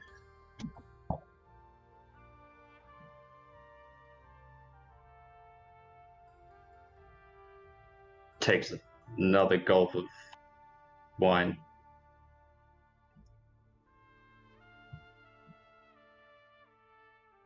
I don't really know what happened that day.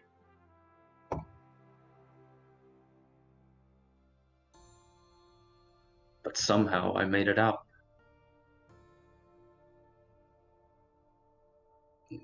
remember is the fear. And the shadows of the mists that seem to trail, no matter how far I ran away from them.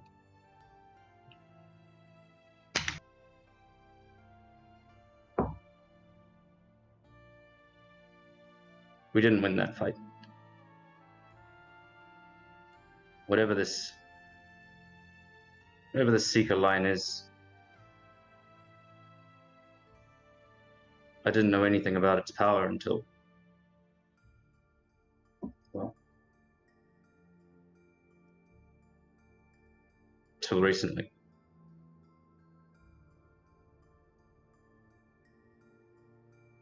I knew I could heal things with a touch of a hand, create light to guide those in darkness. But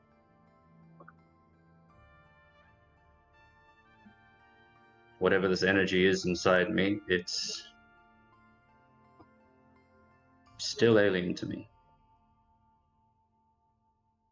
For the rest of you, you probably can see a light red hue around Ghost at the moment. Almost as if someone 30 feet back has a big red LED and it's just kind of glowing on him. Ghost, you don't pick up on this.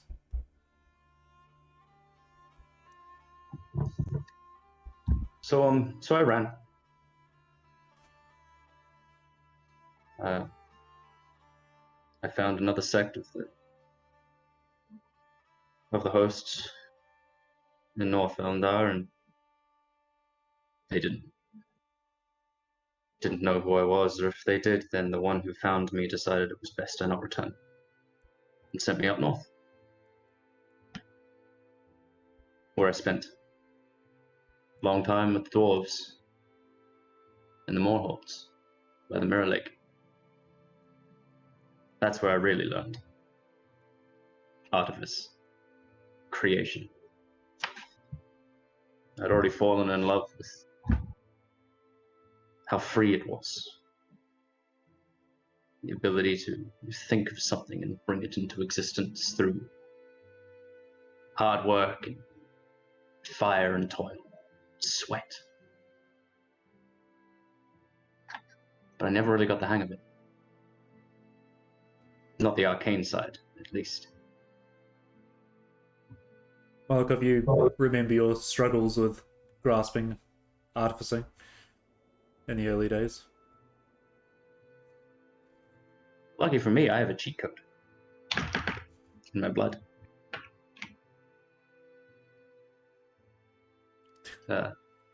Malako pulls himself closer. I didn't have to put in the hard work of learning all the runes and practicing the scripts and forming proper ley lines. I had my own power source. I just had to create the connections. Hence, the canisters. Just pulling energy from within myself.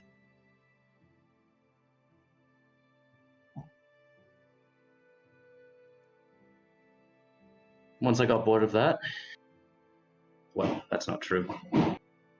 My mentor there, he ran into some trouble. Nothing major. He might have pissed off the wrong merchant or been doing bad deals. Either way.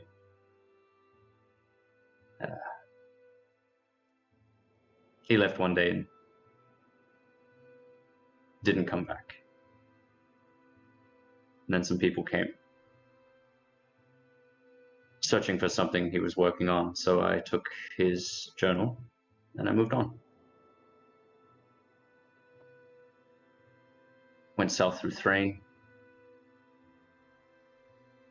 picking up bits and pieces of work where I could, generally being an asshole and yelling at people on the streets. Staying well away from noble houses and the rest, but eventually that led me to you guys. In Vathrond.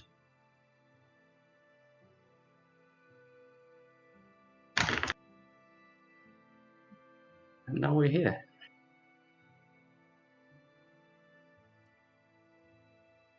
So when I say I don't really have anywhere to go,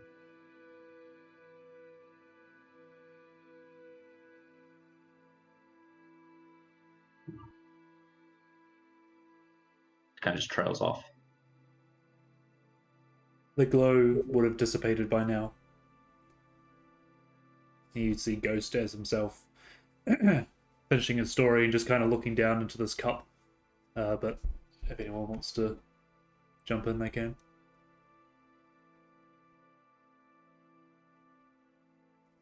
You said the the blessing runs down the male side of your line, but that it only comes around every once in a long time, so there's no one else like you?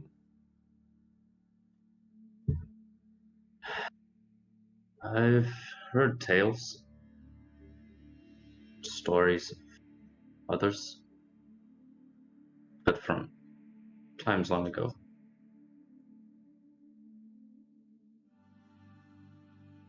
I wouldn't call it a blessing. Perfectly honest with you, it's started to hurt. Well, I don't know if it's directly related, but ever since that first time in the ward where it happened, this lingering pain in the back of my head doesn't go away.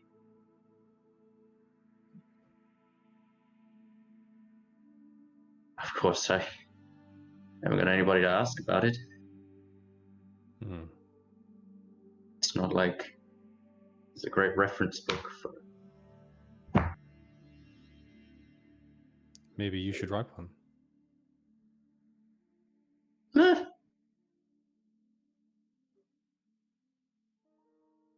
I'll be sure to put in all the good parts. Harry, you get this, just the feeling, of books being written by people that are experiencing things. Hits home a bit. I sort of not necessarily miss the point, but having heard key things, be a little bit more interested, and I'll sort of just lean forward. So you were close to the front lines around that time. You must be fairly accustomed to death. I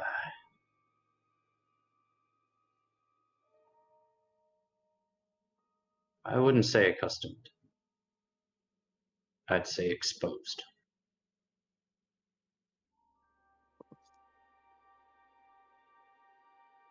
As I said, I don't remember a lot about that day. It's foggy. Sometimes when I sleep, I get flashes of pieces of memories. People I don't remember, or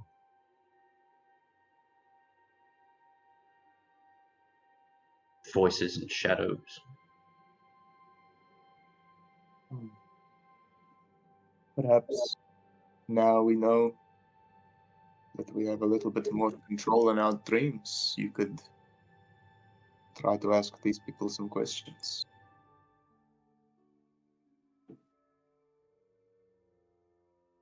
Oh.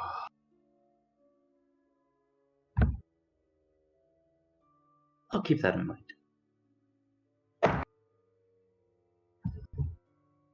Just remember, you are in control to a point.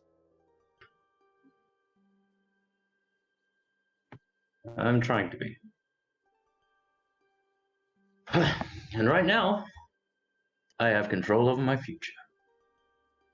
No pressure of a noble family, No need to be some herald of hope, walker of life and death, healer and a saint or whatever the fuck. I can be me. Your family is okay? Like your sisters, they're fine?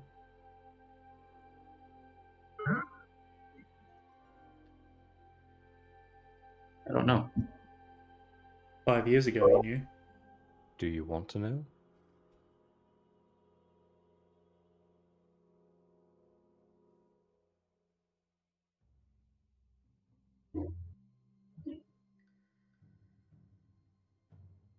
Of course I do.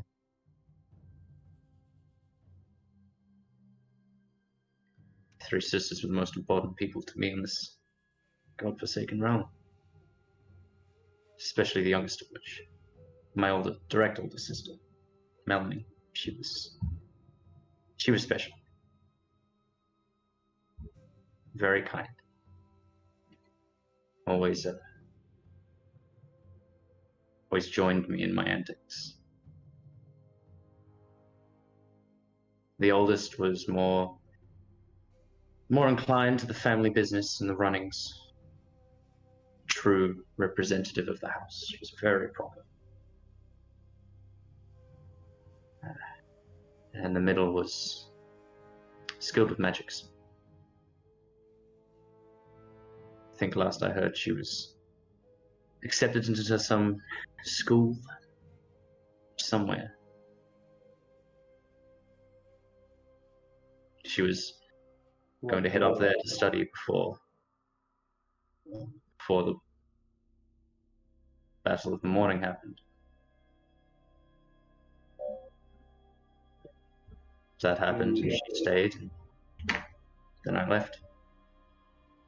You don't remember the name of the school? I wasn't really privy to such talks about family. I only heard through Melanie what the other sisters were up to, really. You probably would have heard the location of the school, which would line up. It's in Shan, Mulgrave University. It was in Shan. Puck bricks his ears at that. Margrove, Margree, something like that. Mulgrave? Hey, yeah, that one. Moorgrave. Prestigious. See the two cat ears just kind of whoop. Do I take it that your appearance in the dream is your family was wealthy then, or They are one of 12 noble houses of Velna. They form the Council of 12, which is I guess you could say, guiding political group for Velna's success. So, yes, they were wealthy. Puck, you'd probably have quite a bit of insight onto this, the 12 and stuff like that from Valinor, as it is just south of the Talinch Plains. Maybe quite a lot of your work comes from down there, or your house's work. There's a good relationship there, but you do know that, yeah, it's a council of 12 people that basically oversee the region. Yeah, okay. Very interesting. That's quite a tale. I don't think I would have believed it if I hadn't seen what you could do. Don't believe it myself. Doesn't really feel like a blessing. It's certainly caused me some strife in my life.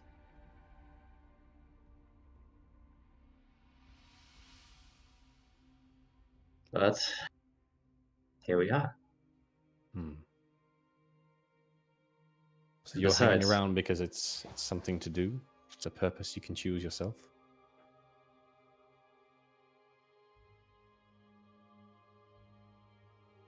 Well, Other than being thrust into an incredibly dangerous situation with a very powerful group of individuals seeking to tear the realm apart.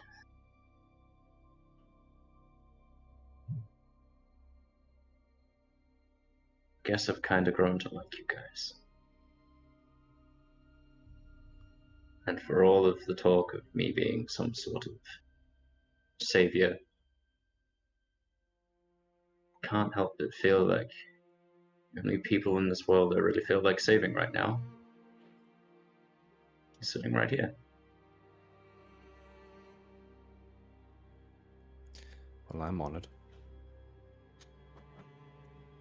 Don't be. I'm just another dickhead. I don't think that's really true.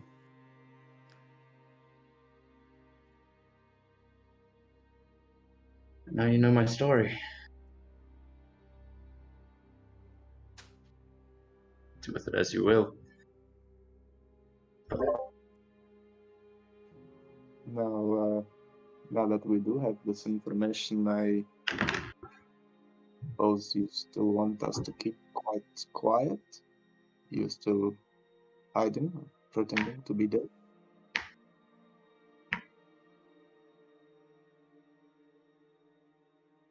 I know. I know there's gonna be a time where I'm gonna have to face my family again.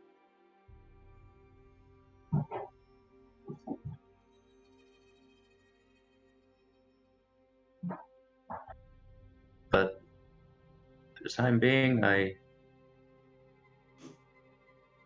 quite enjoy being a ghost.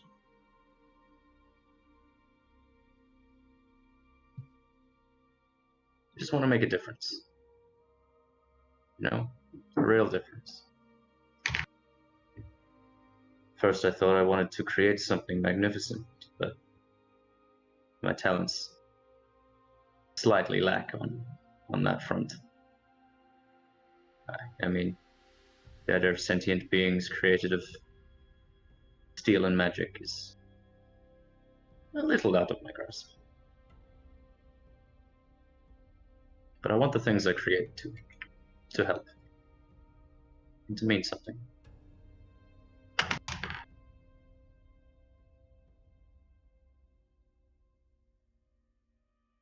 Damn it. What was the question you asked, Joe? You want to be kept anonymous? Yeah, Oh, yeah. Knowing this information about you now, are we not sworn to secrecy, or but is that implied? You know, like, don't introduce you as fucking Caspian, introduce you as Ghost, essentially. Yeah. I mean, it depends on the circle. Well, we seem to be Noblemen or making our way through different circles at this time, so perhaps we have our own little circle here.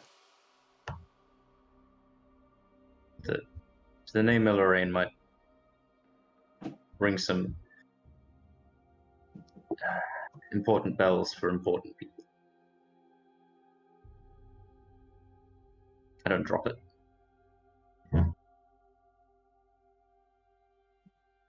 There'll come a time. It's kind of my secret weapon. Might come in handy one day. Pull us out of a pinch.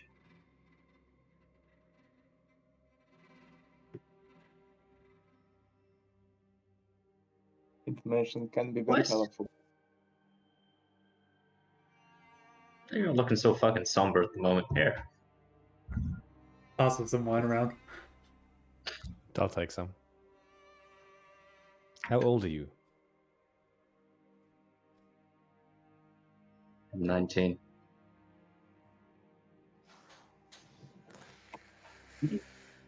I know.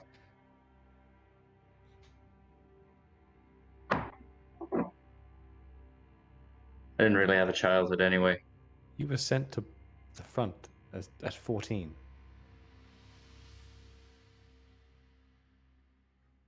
Well, my opinion of your father was already not very high, but It's just dropped a couple of rungs. yeah. That's barbaric. You could say that. And just to reinstate as well, it was under the impression that his powers would come out as if he went to the front line kind of thing. Yeah. Not excusing it, but just clarifying that was part of the story. Yeah, if I clarify a little further in that story, it would have said that the members of the host, Father, is Isran, Ismail, Isran? Fuck, I'm gonna have to look that up. The guy who raised me, the guy who was in charge of me, teaching me, of the Southern Host, and was more of a father to me, had said to my father he's not ready, and my father had decided to send me anyway. Yeah. All right. So as the night goes on and Ghost tells the story, unless anyone else wants to step in to share, I imagine everyone kind of makes their way back to the bunks. I end up sleeping here. Okay. I don't end up moving from the spot that I'm sat in. Sure. Maybe finish off another half a bottle and doze off. Mm.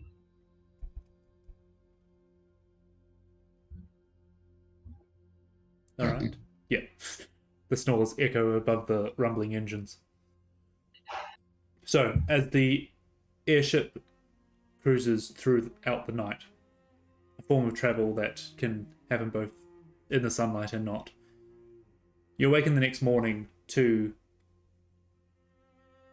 your stomach kind of giving that lurching feel as the airship starts its descent. Ahead of you, you might look out one of the windows, the portholes, or across the side of the banister, and you see the city of Staralaska appearing. Upon coming into the city, you noticed a couple of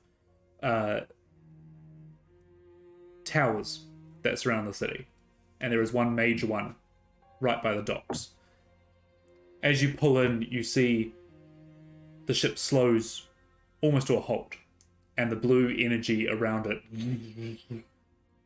starts kicking off, and the top of the tower starts arcing electricity between it as it almost pulls it in safely and slowly as you dock into Staralaska, which, flying above, I can now show you a map of. Ooh. That as you dock, and Shapiro puts down the ramp, and you will collect your things. As you see, he is given off a couple of crates to some of the crew to carry off first. That is where we'll end today's session, and pick up next time back in the big old city. That is a big old city. Mm. Jesus. Oh, we